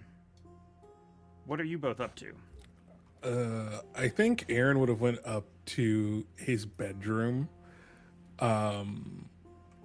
and whether or not Sly possibly sees this as it's passing by, but I think he's definitely gone to like the mirror in their room to just look at the shards in his back, and just see as he just like kind of flexes a little bit, just like shirt off and flexes, he sees that this almost wing made of mirror shards begins to sprout out of his skin, with this similar ethereal magic that or fey magic that Piltridge had, and then it just kind of recedes back into his skin, and I think it just kind of feels like a dull splinter. I don't know if you've ever had like a splinter that's been in your skin for long enough where it just feels fused into it, but still like it's constantly protruding inside of there. I think that's kind of what he's feeling a little bit. And it's just and just kind of taking in all the scars on his body, not only over the course of this journey, but all the tolls that his body has taken over these years. Yeah, a lot of different scars from different battles. These are your newest ones. Is there any from any other battles that stick out to you from times you've been hurt? I think part of what he got hit with recently was some of the dragon's breath from fighting House Embertail. So I think some of his scales have started to like almost have that oxidized look to it, as like a flame's been taken to them. So like some of his scales are just pure, like almost like an obsidian black, going across some of parts of his back and arms and little bits of his face. And I think naturally some of his scales are just getting darker, and shifting from this purple to that kind of like that just this dark deeper amethyst, because he's just aging and time's catching up with him. That makes sense. What about you, Sly? I think in an oddly opposite way to Aaren, Sly is in her room, but her mirrors have been covered since the encounter with Piltridge. Seeing one of her friends die and seeing every day one of her friends deal with the repercussions and the long-term ramifications of that encounter has really deeply affected her, especially with mirrors. So she doesn't like to see those. She doesn't want them around. She doesn't look in them anymore, just in case there's something that's not her looking back.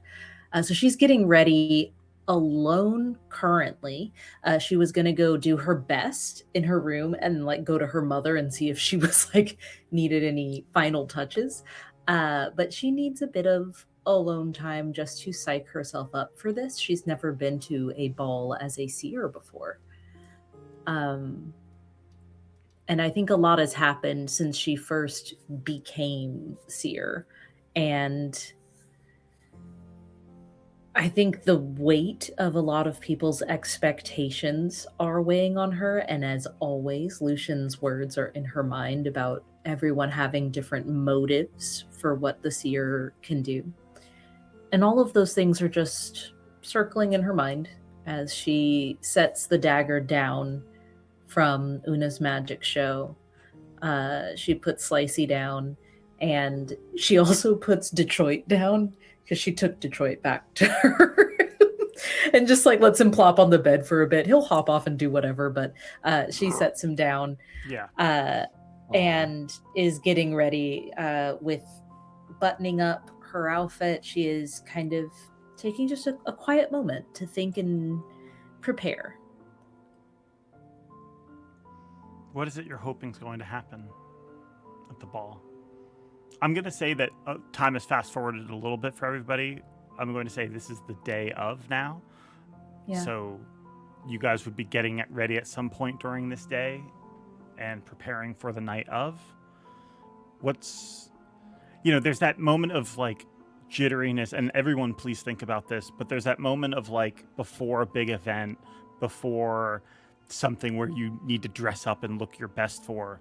There's that moment where like the sort of dream version of this night plays in your mind. Like it's going to go like this. We're going to have a happy memory. This is what I'm going to remember most, or this is what's going to happen and it's going to be great. What's going through each of you on that as you think about it and prepare? For Sly, she wants so desperately for nothing to happen. She wants everyone to smile and to dance and to have a very normal evening together where no one needs saving, and like she will be able to see the relief of tension on their faces, and Zoraius won't be so weighed down, and Aaren will become her father, like really become her father. There's so many things she wants to happen, but really she wants nothing at all. If they come home exactly the way they walked out of the door, she will be so grateful. Just a pleasant night with no change. That makes sense. What about everybody else? What are you guys all doing? How are you preparing? Does anyone have anything special that they do? I think that Una is gonna take a walk to the ocean. That's where they feel like their home is, and I mean outside of this. And I think like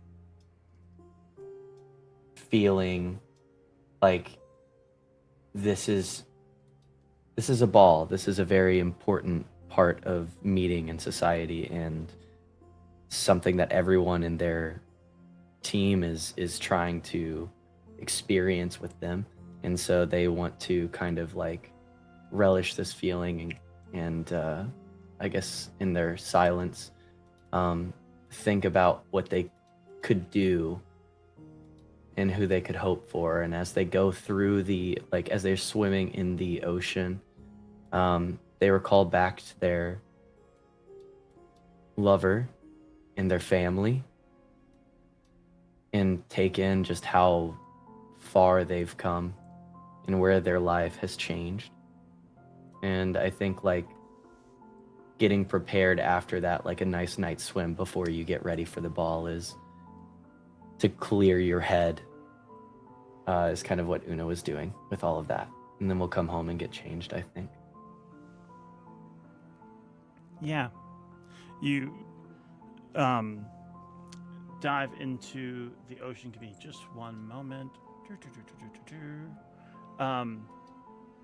As you dive in,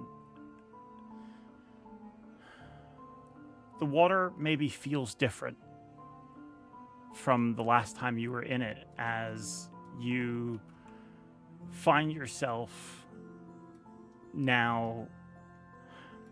The ocean hasn't changed, but maybe you have. And with it, do you think the water feels warmer or colder?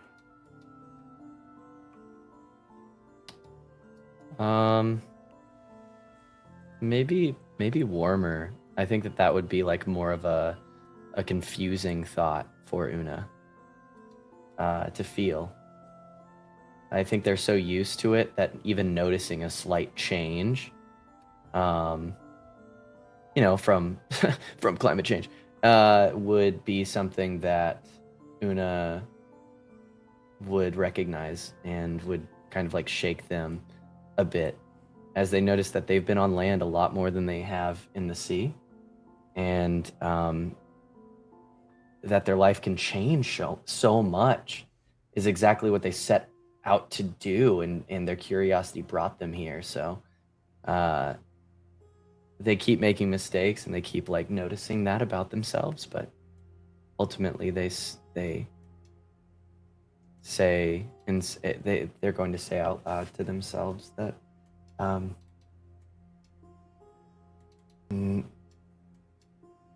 Maybe this is where I always belonged. Maybe this is, or maybe this was my purpose.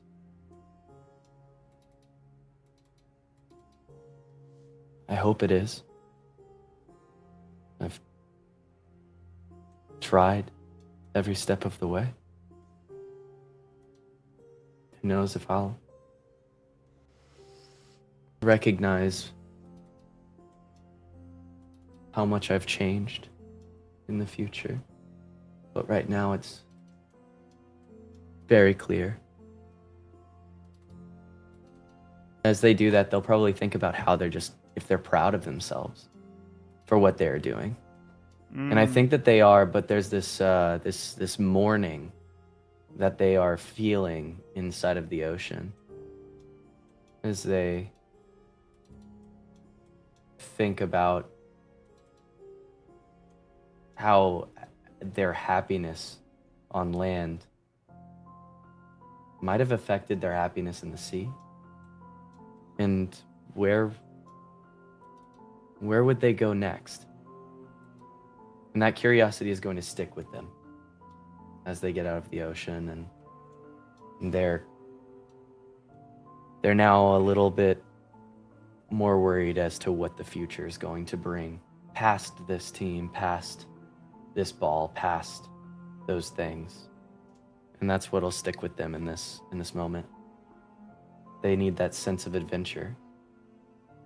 That makes sense. I mean, you think about it, there's only one more card left for Sly to capture.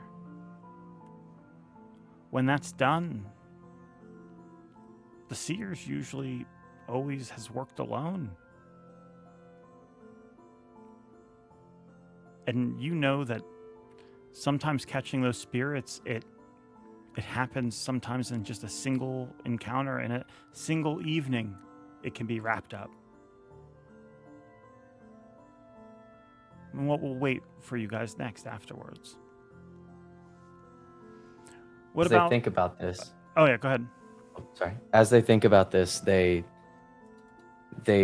want to relish in this moment because they're thinking, if there is more, should they set out soon?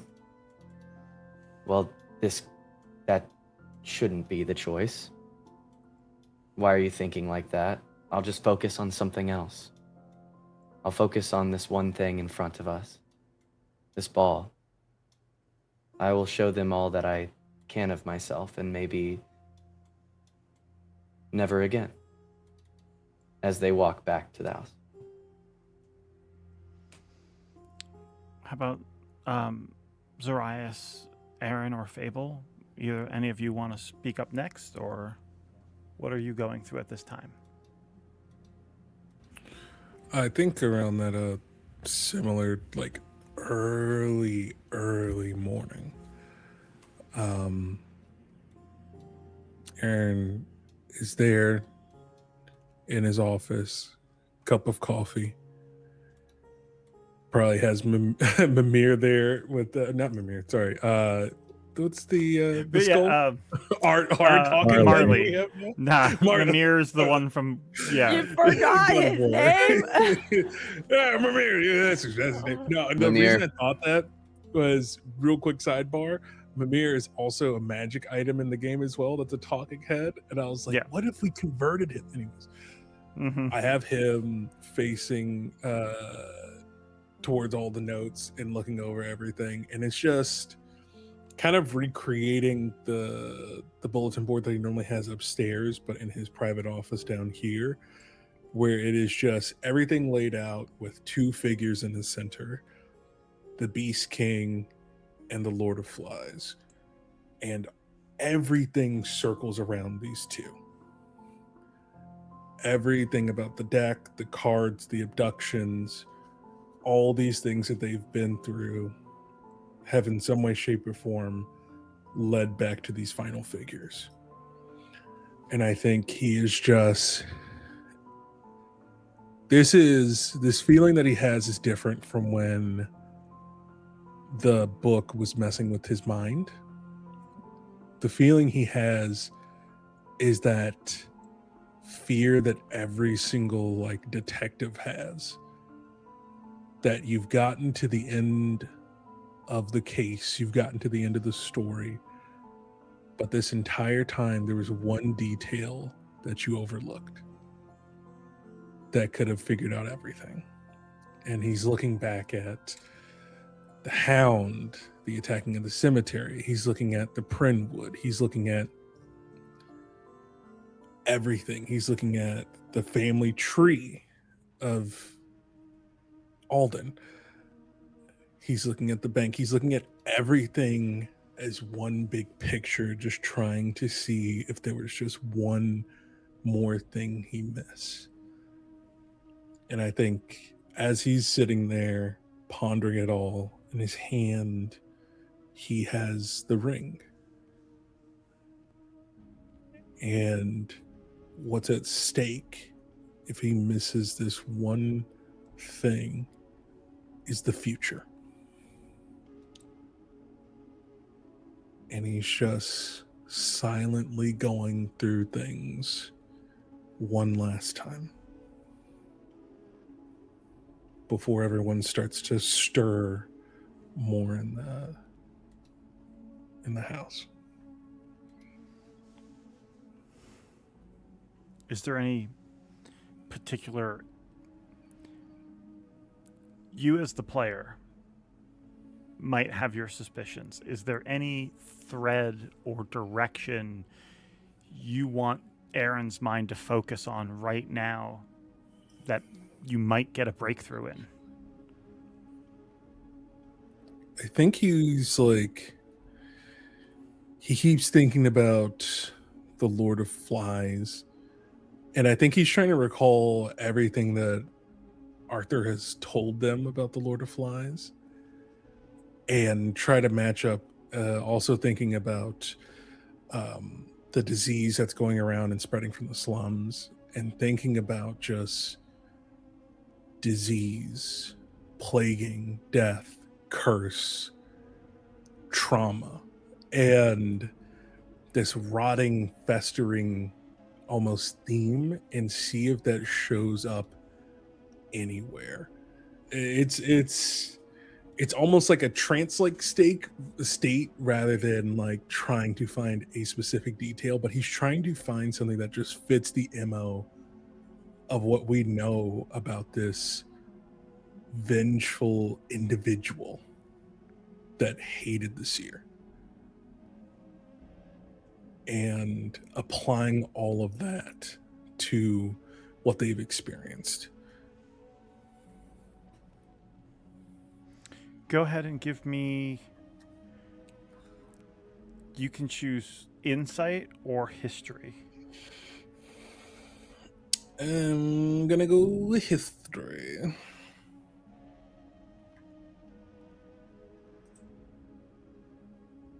Oh, that's a 25.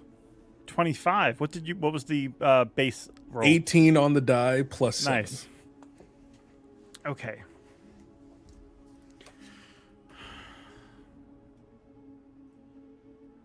You're going through everything you know about this.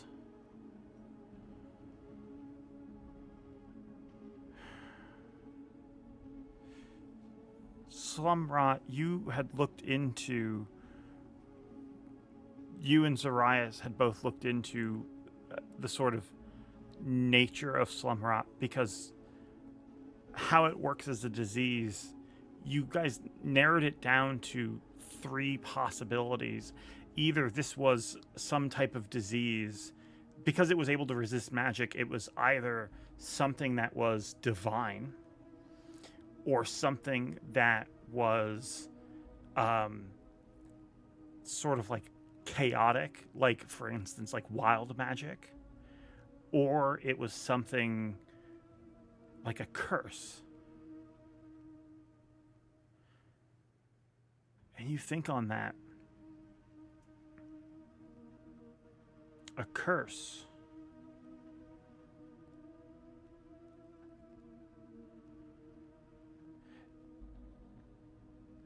You think about how Arthur was cursed. You think about how that affected you, and you think about Zoraius and how they dispelled that curse on you. And then you're looking at the timeline. You see there's Slumrot had this like rise and fall. The cards were collected in the order that they are numbered in the deck. Laying out a timeline, you start putting together. Slumrot started to rise. Then at some point, the Bone Collector got captured. Their methods were crazy, but they were doing their best to try to stop this disease, stop it from spreading throughout the slums. And then you look and you see the trajectory start to rise. And then around the time the Seer died, it stopped.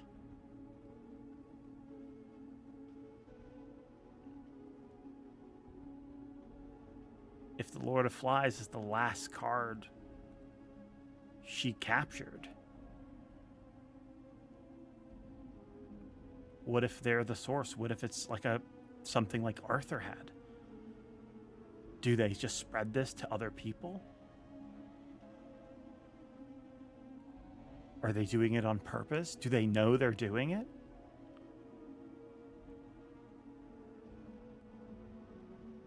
That's what you walk away with. Do you have any questions before I move off of that? Because I feel like I'm dumping a lot. No, I think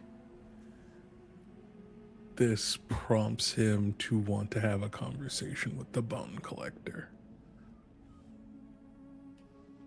Fair enough. But I'll leave it at that for now. You think on that. And by the way, I just got to say, I love that as everyone, like Una's worried about how this ball might be the last hurrah. And Aaren, meanwhile, is in their mind, they're just thinking like, if I don't solve this, I will ruin everything, and how much they're holding on to all of that responsibility. That leaves us with Zoraius or Fable.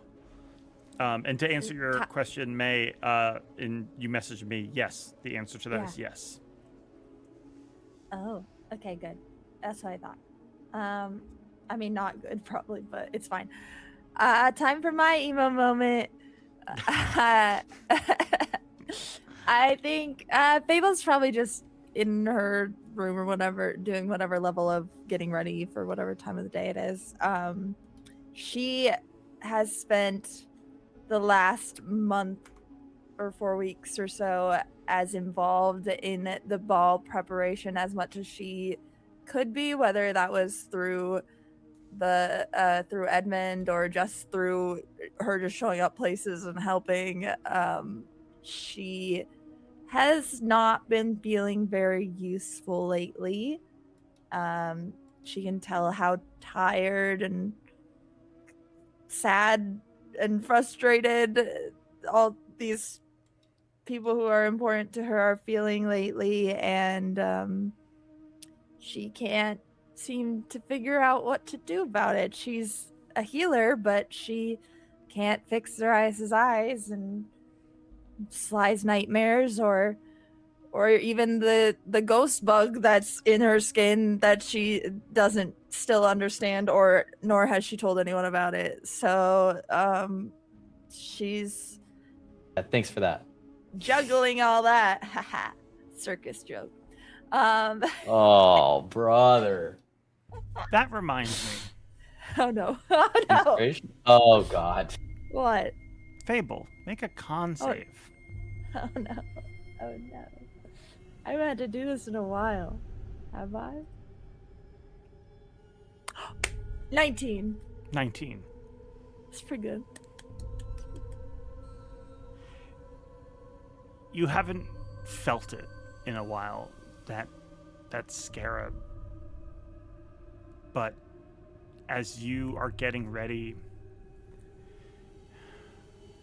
maybe it's all of the stress, and maybe it's just how you're feeling getting ready for this and all the prep you've done.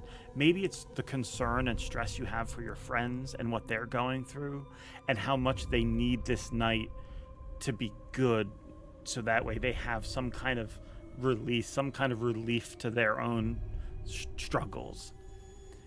Maybe it's all that's weighing on you. But you feel like... You just feel like a little clammy. You feel a little tired. Could yeah, it that's be... probably just the stress. It's probably just the stress. Yeah, it's probably just the stress. Yeah, I've been around so many people getting ready for the ball, and like I'm not sleeping well, and that I can't be getting sick because the ball is tonight. So yeah, it's probably just the stress. Yeah, I'm gonna man. I literally cannot be sick. Even if I'm sick, I'm not sick. So we're fine. Everything's fine. We love to say that in this house.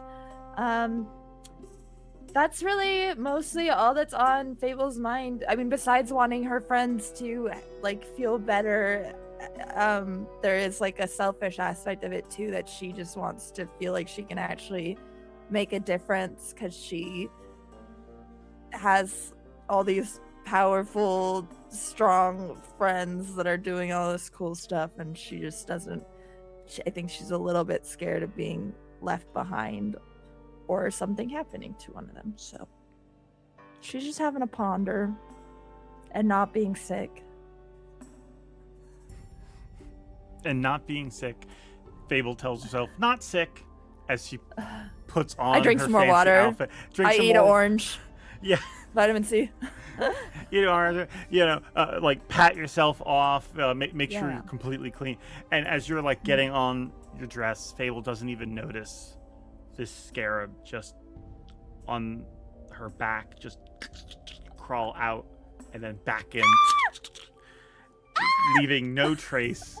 Just us, the audience, sees this scarab move like through a reflection of a mirror as Fable's getting ready, completely unaware.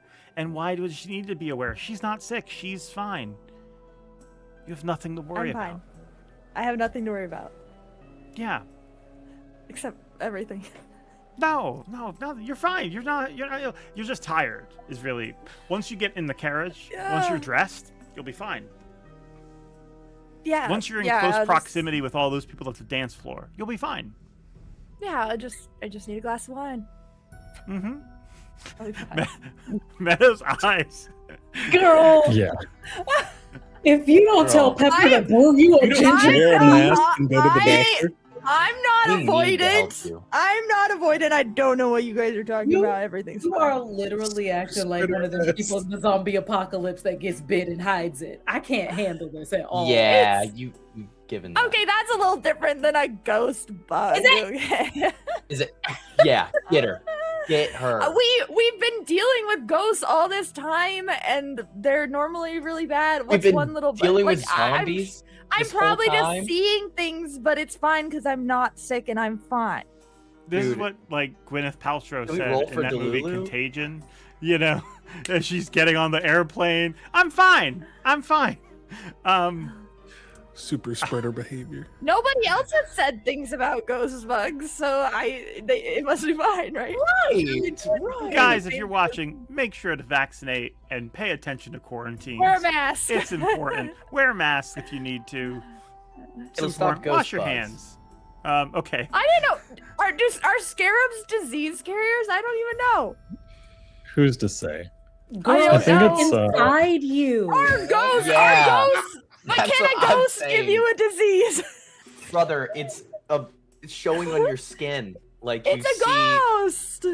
Yes, give you a It's a disease. ghost Wild. bug. Wild. But none of us know that. I think it's in about character. this point. It's Everyone's been like fine. 2 Yeah. months. Nothing is Anyways, happening. everybody's fine. Everyone's fine. I rolled a 19 on my constitution. Everything's fine. I'm Mm-hmm. certain of it. For today. I'm certain. It's of it. around this point that Fable hears a knock on her door. It's the ghost bug. It's the ghost bug. Yo, I him have money. like any like parts of the outfit that I have on already, I would like cover up with like she's like a cute little like you know like the like feathery robes that you like get ready for shows and stuff. So you can't see the outfit. But You could do I'll answer the that, door.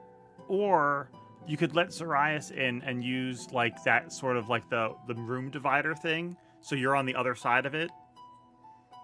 Oh. If Wait, you want to do that, I have one of those? yeah. Give me 1 second. With FA Nexus, I can find room divider. Oh, that's crazy. That's so Um, crazy. I can do whatever I want with FA Nexus. Yeah, It's almost like you guys should go to Patreon for Oh, that's fine then. FA Battle Map so you can access the FA Nexus on Foundry. It's like it comes with it. It's just. Come on, like George. that, Show actually. him. Show him, Yeah, George. Come on. I'm getting it. 1 second. Oh, actually, wait. There's one literally right Wait, there. there is one. Oh, Yeah, I couldn't never see in the mind. dark. I didn't. Okay, need- yeah, that's fine. I forgot 'cause we made this map. If I'm in whatever stage of getting ready, then sure, I could be. Then I would just say, "Come in." You like run over, unlock the door. Hold on, and then like you run back. Come in. And Zoraius will come in and close the door behind him. Fable, do you have a second? She like peeks over the divider. Yes. What do you mean? Do you need help? No, I can get ready just fine. I just wanted to come and voice that I'm looking forward to tonight. And I know these past couple of weeks I have been a bit of a stick in the mud. I would like to say that I've been trying my best not to let myself be down, and to be honest with you, I have not been putting in much of an effort to not feel that way. But today and tonight, I would like to focus on us all having a good time. I can be sad again tomorrow or next week, but I know that you're looking forward to this evening. I am as well. And I'm going to do everything in my power to make sure that we all have a good night tonight. And I want to thank you for your patience while I have been locked away in my room. And I just want to show my appreciation to you. So thank you. I think as he's making this sweet speech and she realizes he's not just in here to like poke at her or I don't know, make jokes and whatnot, she will put on, now I'll put on my fancy robe so I can come out. And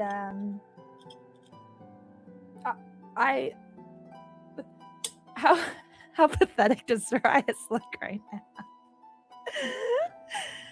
I think he's in like Is he his more just- hopeful?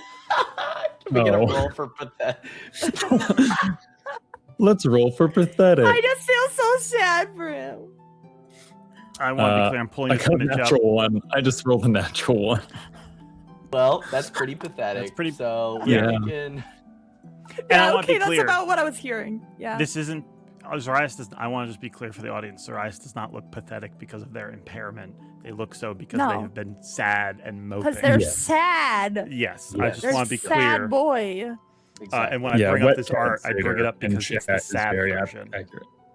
Just want to be clear. No, it's Go for it. or my emo man. Not gonna let me be emo in here by myself. So I'll come over and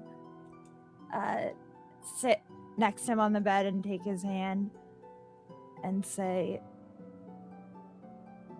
"I'm sorry. I haven't been here either. It's not like if you came out of your room you would have had someone to talk to because I was too busy hiding elsewhere. I just wish I could help more with your brother and your eyes. My cats are wrestling behind me right now. And listen, you don't have to wait till tomorrow to be sad. You can be sad right now, and you can be sad tonight. But I hope that you can be happy too.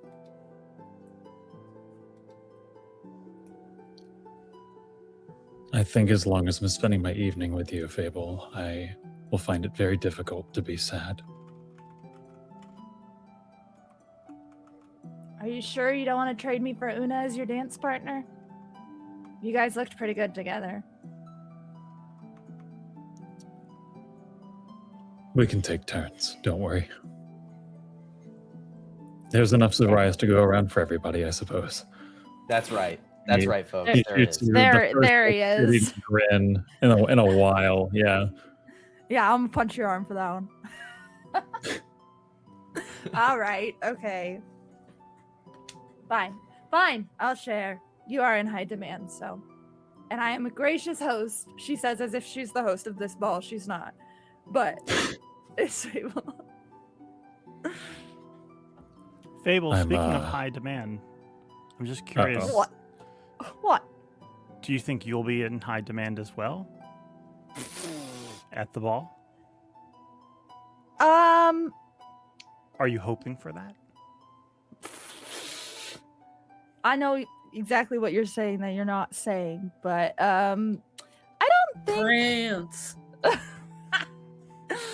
I think that Fable still does she shares some similarities with Prince Edmund that she doesn't with most of the rest of the party. She has, Zoraius does get that, and she has a much deeper connection with him. So, of course, if the prince, asked to dance, she's also, she would dance with him for the status, but not for, the romantic interest. She would be happy to, with whoever. I mean, whoever's important, but my cats are so excited about this ball. Okay. Yeah, no, I think because they haven't really, there's not really been, he seems mildly interested, and unfortunately Fable needs someone to be obsessed with her, so she's not really been following that train. Now May, on the other hand, just kidding. But yeah, I mean, she assumes she'll be she would rather people watch her and Zoraius together than be demanding her time, I guess. So the thought only crosses Fable's mind momentarily. Zoraius, you were about to say, I apologize. I think it's with the friendly punch and the smile returning to Zoraius' face that he kind of leans over and gives her a kiss on the cheek. I'm going to go get ready, and I will see you downstairs when you are done. Oh, you're gonna die when you see my outfit? I'm excited. Okay. I can't wait to see yours. Go get ready. Have you done anything yet? Kind of. I've laid the outfit out on the bed. I'm gonna go get into it now. On the bed? The frogs can jump on it if it's on your bed. They're gonna ruin it. Yep, no, you're right. I'm sorry. Yep. And I'm going to spring up and then quickly go across the hall. You get across the hall, and as you get close, you see at the last moment there's a frog like getting ready to do their leap onto your clothes. Grab them, pull them out at the last minute. Plops onto your bed. These frogs. Which one are you, Detroit? And I'm holding the frog incredibly close to my face. This was already hard before this. I think before Zoraius heads in there, Aaren would finally be leaving his office and going, "Oh, hey, Zoraius, is it right if I go in there to get ready? Pepper's gonna want the whole yeah to herself. It's your house, so yeah, but this is your room. Come on in. I appreciate it. And with the, I mean, you don't have to spoil anything, but does your outfit have a tie? Any sort of neck piece? No. Or anything like that? Well, it has a scarf, I'm pretty sure. Okay, gotcha. But I think as we're getting ready, he probably like, do you want me to help you with that? Yeah, actually, if you wouldn't mind. Yeah, sure. You know, funny thing, last thing my father ever taught me was how to tie a tie. And I think as he's like wrapping the scarf to finish up your outfit, he goes, and I spent a lot of time wondering after losing him, all the things I missed out on without him. But that's what losing a person or losing something does to you.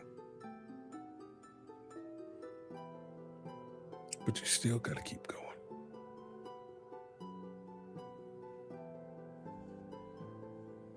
Okay. Yeah. Thank you, Aaren. Of course.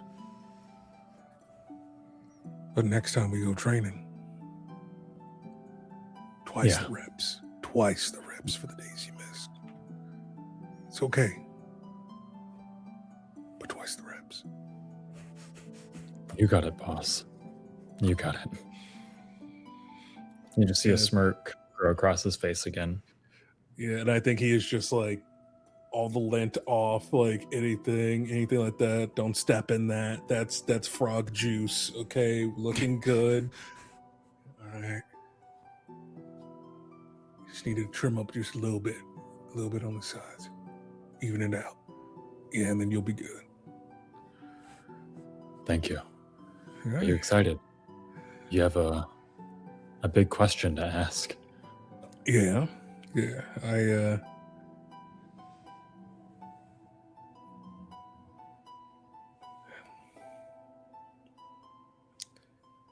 I'm just a little bit distracted. For tonight, focus on the one thing you can control. Yeah, and I'm sure when I see Pepper and Ned get up, all the worries will fade to the side. I just, there's just something I feel like I need to ask Sly. But I know a moment I do, that's all they'll be able to think about instead of enjoying themselves. Is it something I can help with?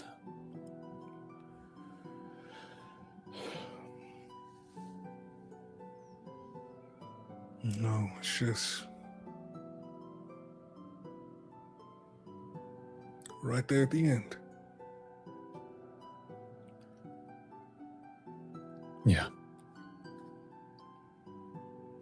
And I know who's waiting for us. I just don't know where. Let her have tonight. Yeah. I'm gonna check on Una. Sounds good. And thank you. Again, truly.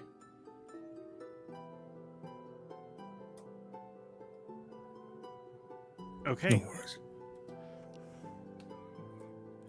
Aaren, do you go down to see Una then? Or do you need to talk to anyone else?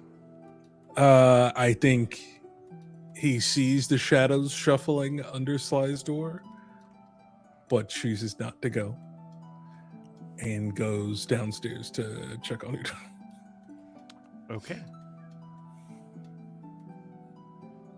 Una, you hear after you've gotten back from the beach, Aaren, you maybe see like a little bit of sand and a little bit of just a little bit of water, like or not even water, it's just dampness, leaving a trail to Una's room. And Una, you hear a knock as you're getting ready. Come in. Oh. Howdy. Howdy. Just wanted to check up on you, see how you were feeling after right. The perception check. Do they have any thought about my terrible performance? Do they have even an inkling or care about this terrible performance still in their brain right now? It's all over his face. He is okay. So they say, yeah. This is about my performance, isn't it? No. It's about how you're feeling after. Right. Because you have that. You were wailing for 3.5 smile, hours. Your little smile that goes up at the corner of your cheek. Yeah. It's talking about. It's loud. Just, every time right you now. cry, it's the sound stays in the bubbles and then the bubbles pop. I don't want to talk about my crying. Right. I don't. You don't have to. So is this what you're wearing to the ball? It is. I'm not completely dressed just yet, but just wanted to check in on everybody first. Well, thank you. They come over to you and give you kind of like an odd, quick hug. Like it seems a little, I don't know, more forward than Una is usually. Just, I appreciate all that you do. I'm getting ready, and I think I'm looking. Well, I've only done my hair, so. What do you? It's not done. It's not done. This isn't the final I'll redo it right now. They take their hair to start fixing it again.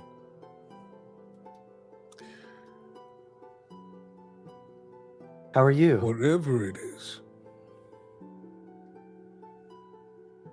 you can always come to us.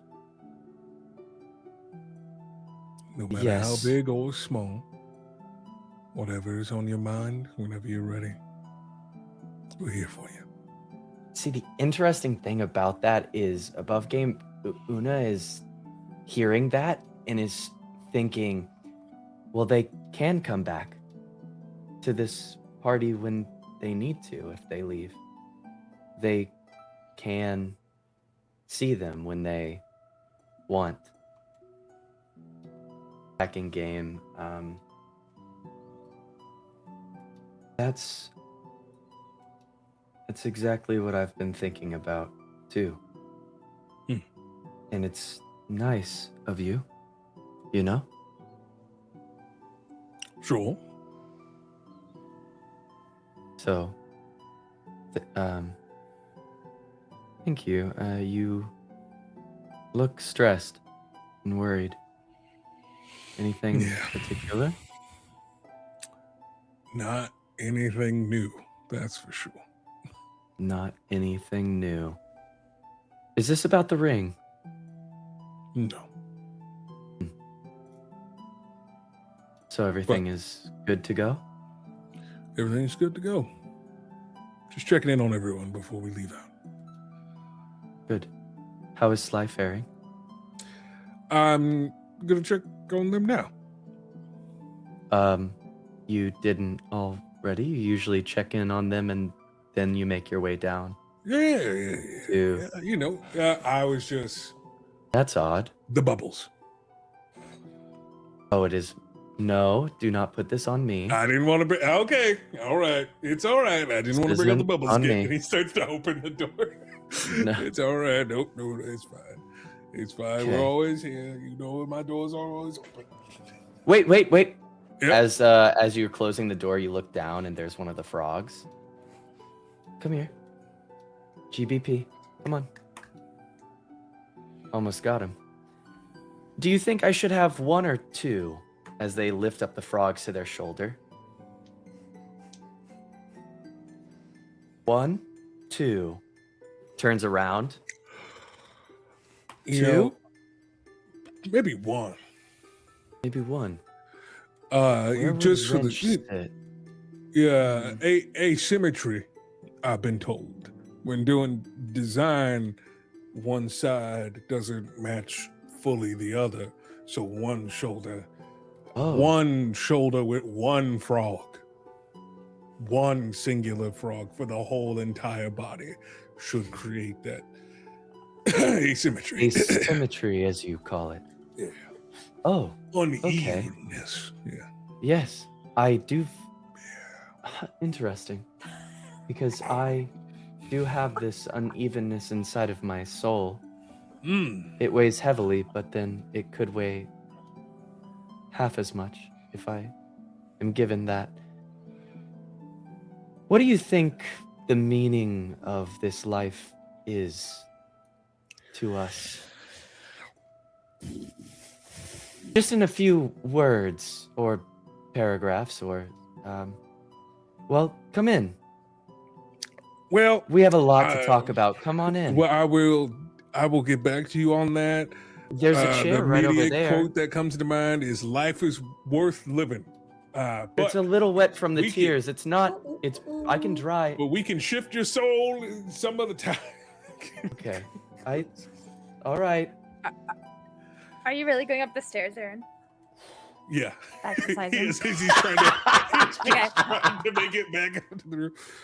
If once you start coming up like the second flight or to the second floor, you would see, if you're going towards Sly's room, you would see Fable in her robe with a bottle of wine and a bottle of whiskey, also heading towards Sly's room. Hey, kiddo. Want to do shots with us? No deception check. Oh no! We're drinking.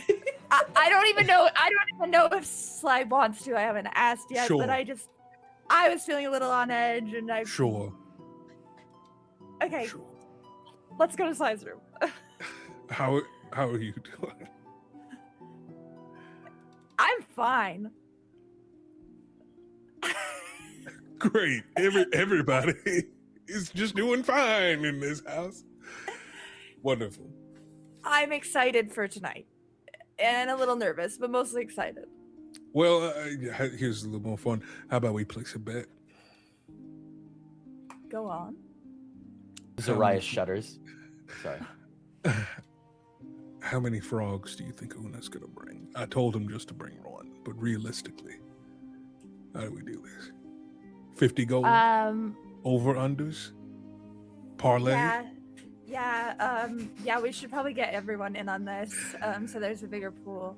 Yeah. The next donation can decide for us. Yeah, that's a good idea. Okay, I have to think about this because I have to calculate in the fact that you told them to just bring one, because that, if you hadn't told them that, then maybe it would be possible, but you told them, so now. Here's what you're forgetting. They'll always find a loophole. How many frogs does an octopus count as? We'll call it 3. Okay, I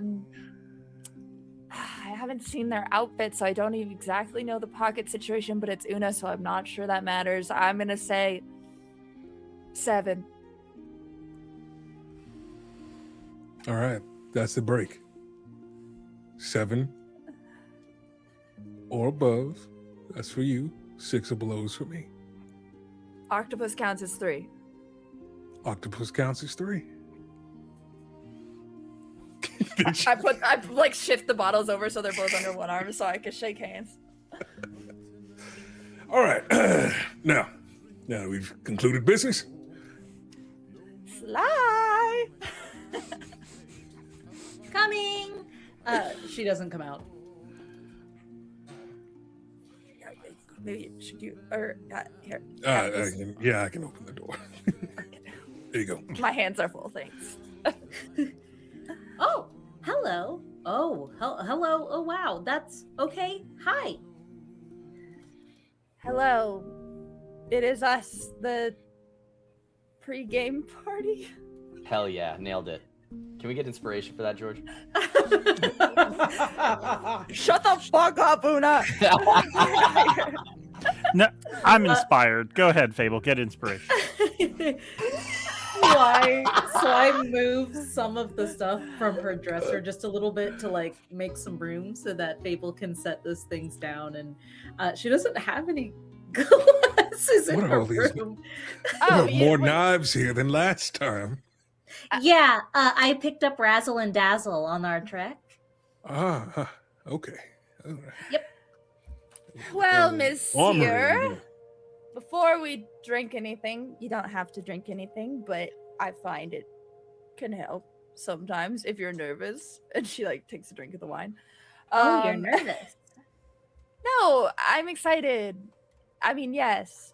I how are you is what I was saying. I am hoping I don't screw it up. So I guess good, because I haven't screwed it up yet. No, it's just one foot in front of the other. I hear there's also 1 foot to the side, and then also like a 1, 2, 3 step together, and then also very light on the balls of the feet. I hear there's something called a ball change, which I'm not very familiar with. Have you been listening to my lessons? They're very loud and right below my window. You're so right. I was gonna say that about the side step, but you already know. So how could you mess it up? Well, I mean, the dances I grew up doing were a bit different. It was more of a slide to the left, than a Aaren, slide to the right. Aaren, Yeah, anywho, crisscross. Exactly. Yeah, it's the dance I touched. No, I know you taught me that. one. They might play that one like at the very end, but I don't think they got. Trust me, the musical taste here in Bear Report is compared. Anyways, don't get me started. Why do both of you seem so nervous? Me? Both of you, yeah. Point to me, point at you. Okay, so I guess that's when I pour you guys drinks so that you can then tell me, right? After you've had the drink, you let me know. True. Okay, here you go. There's whiskey for you and wine for you. Why are you both so nervous? Tell me why when we go into a battle to fight for our lives, I don't feel nervous. And when we have an event that by all rights should be just good and fun, I'm so scared that it won't be. That's more scary. What if everyone doesn't have a good time? Everyone deserves a good time, and the ball is going to be a really big event, but it might stress people out. And then what if I did too much? And then it's like, I'll take the drink. Yep. Sly hands over the glass, both of them. It's like, okay, one down. You're nervous because what if everything goes wrong? Very normal worry. We deal with that every day. Okay, your turn. Why are you nervous? She turns to Aaren. Oh, it's just,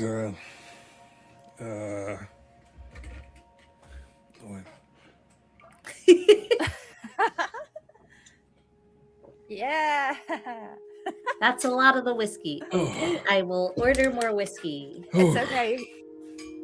I just, it's a big day. It's a very big day. And,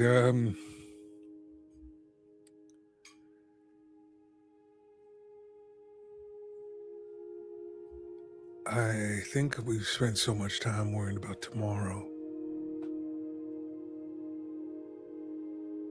that I forgot what it felt like to want a future. And, well, and then he pulls out the completed ring and reveals it. And I think seeing this, it's a promise and a commitment to a future that we all have to try to make happen.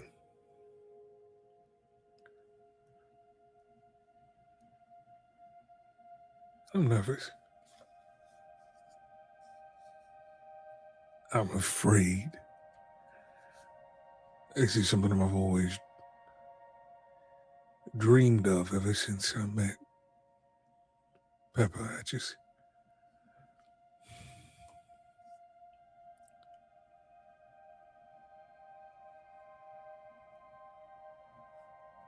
There's always something trying to take something away from us. I just don't want it to be this.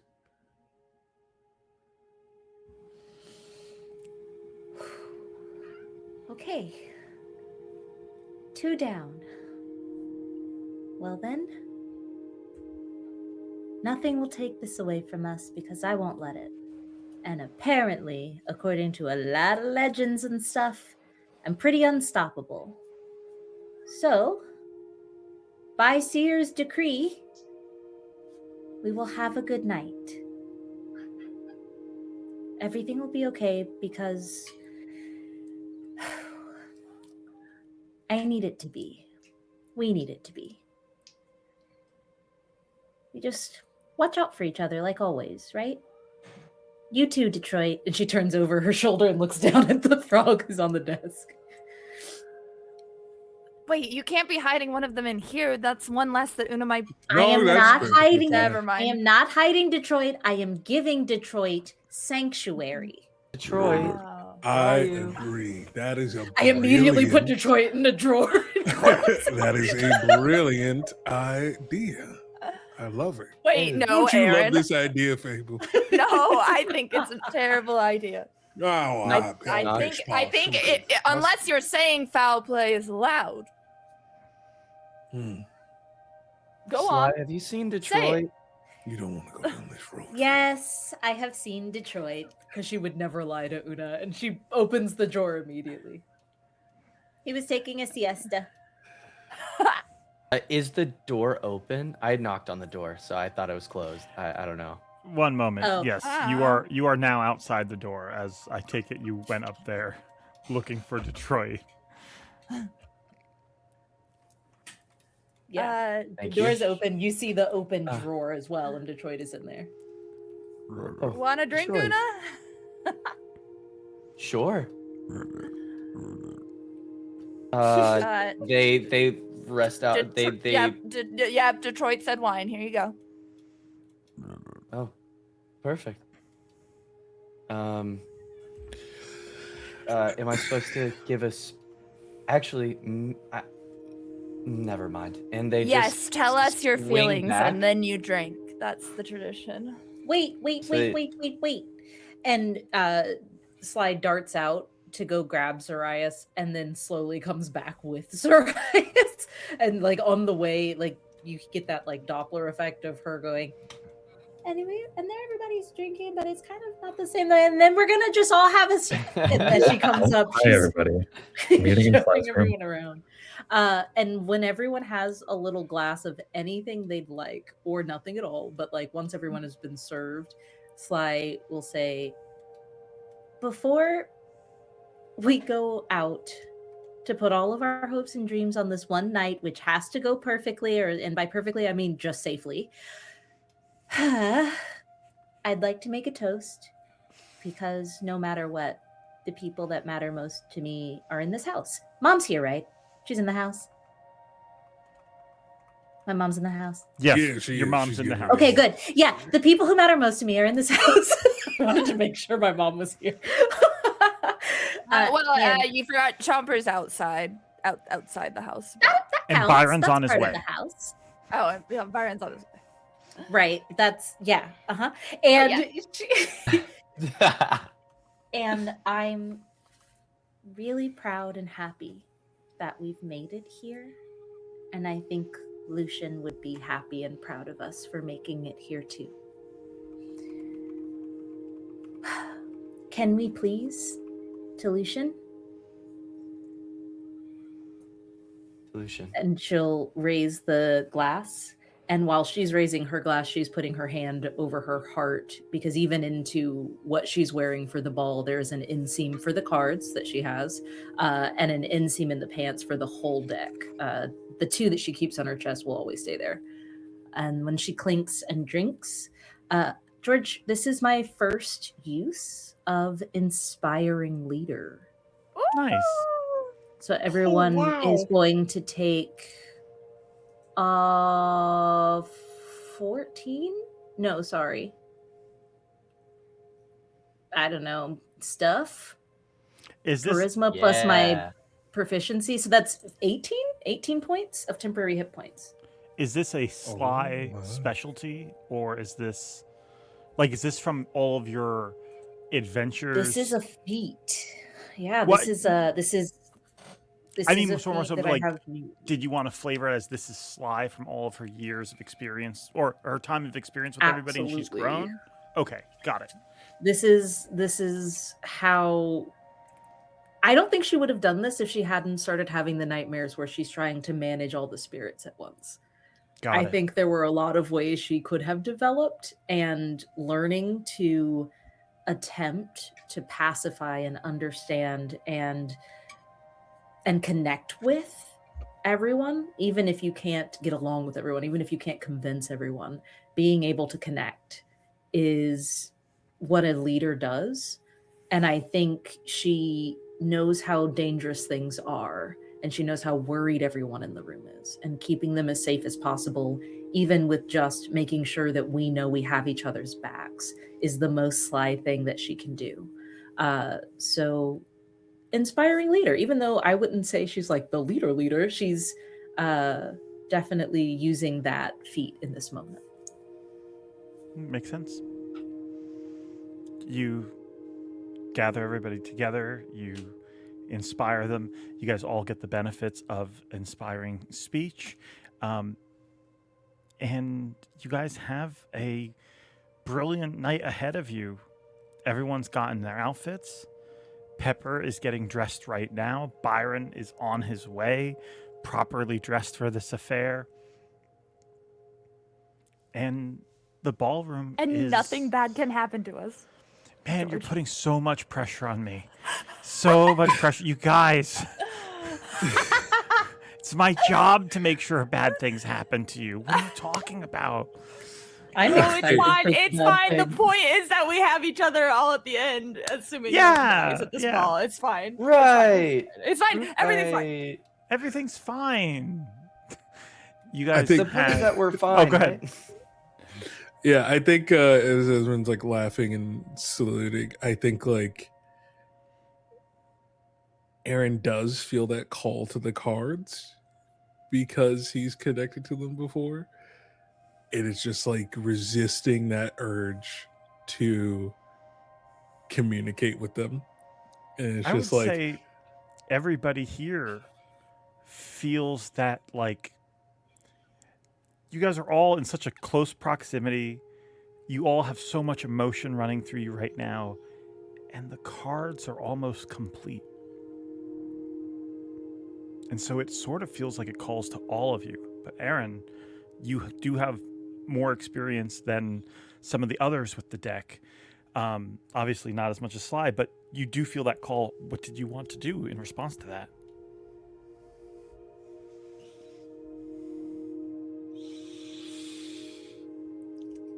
There's no stealth call, is there? There's no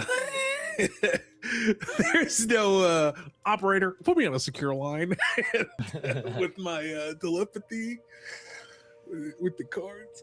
No, it would Sly would definitely know. It's gonna ping it's gonna ping. If you want to on ask the cell them, tower, you can. Or if you want to wait until this night is over and do it a different time, you could do that too. Yeah, I'll just wait till it's too late. It's fine. Go ahead. Look, I'm not... Guys... It's cool. We do have a little bit more time, so if you do want to have a conversation... No? Are you sure? This We is sure. We want to have a This good is- time at the ball. this is the killing me. telltale moment where the bar is going down and you just see the two decisions. It's Yeah. Okay, it's like can you just the party repeat will to remember the this. camera for me? I, Yeah. Daniel, of my own free sound mind and body, reject this. No, never mind. You don't have to do all that. This decision will have consequences. Yeah, this decision will have consequences. Yeah, that's what I think. That's what's going through my brain. But nah, let's continue on. Okay, yeah, you guys take in this moment where you all feel connected together as friends, as people who have traveled and fought together, and also connected by the cards and how close they are to completion. There's both from Aaron's point of view, a daunting worry about the challenges ahead, and if you've done enough. There's also this fear from Una of what might come after, and if you're ready to end this story. There's loss coming from Zoraius in both the things that they lost personally, but also the things that they weren't able to do yet.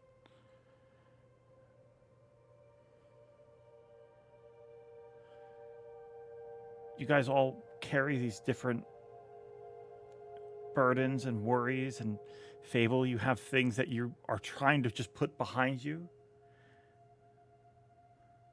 While Sly, you're trying to carry things forward. Trying to set a new path.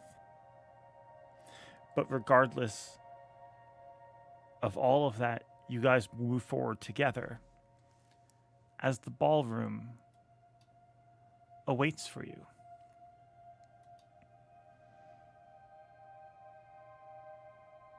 And you, as you prepare this night and get ready to go, you too wait for the ballroom.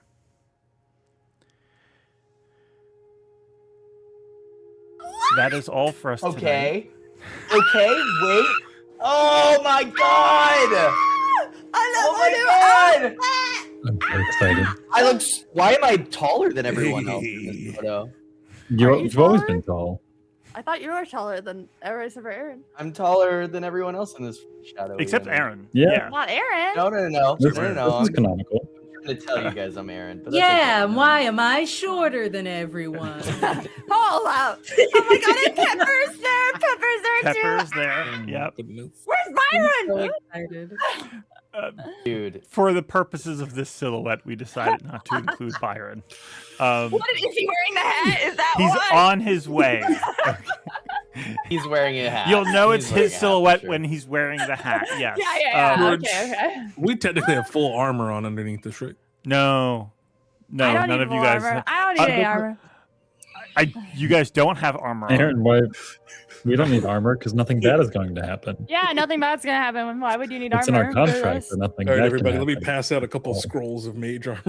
If anything happens to my outfit, George, I swear to God I'm gonna lose it. Okay? Nothing better happen to my outfit. All right?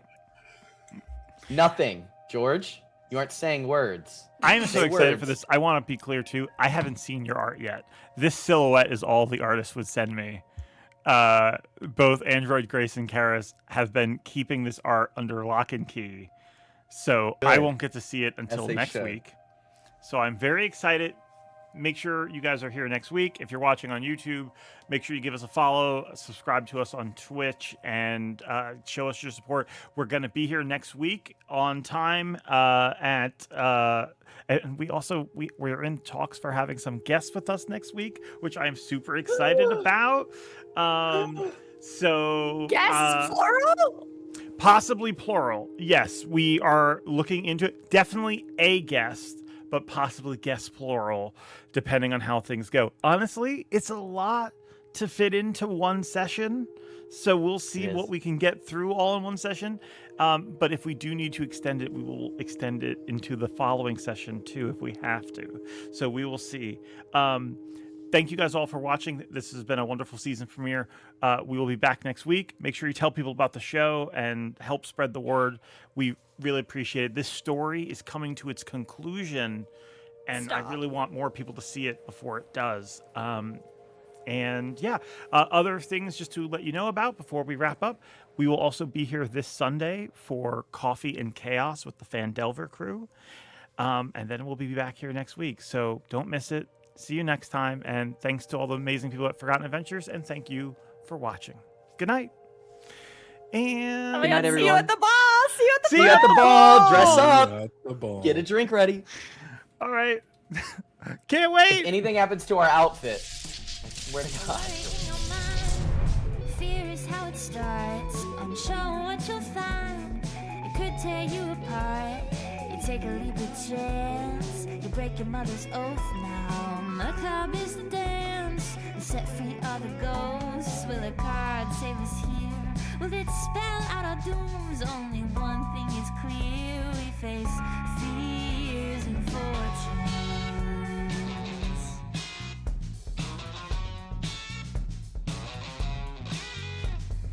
Fears and fortunes. The cards don't ever lie. There's only 14 ghosts, but a million ways to die.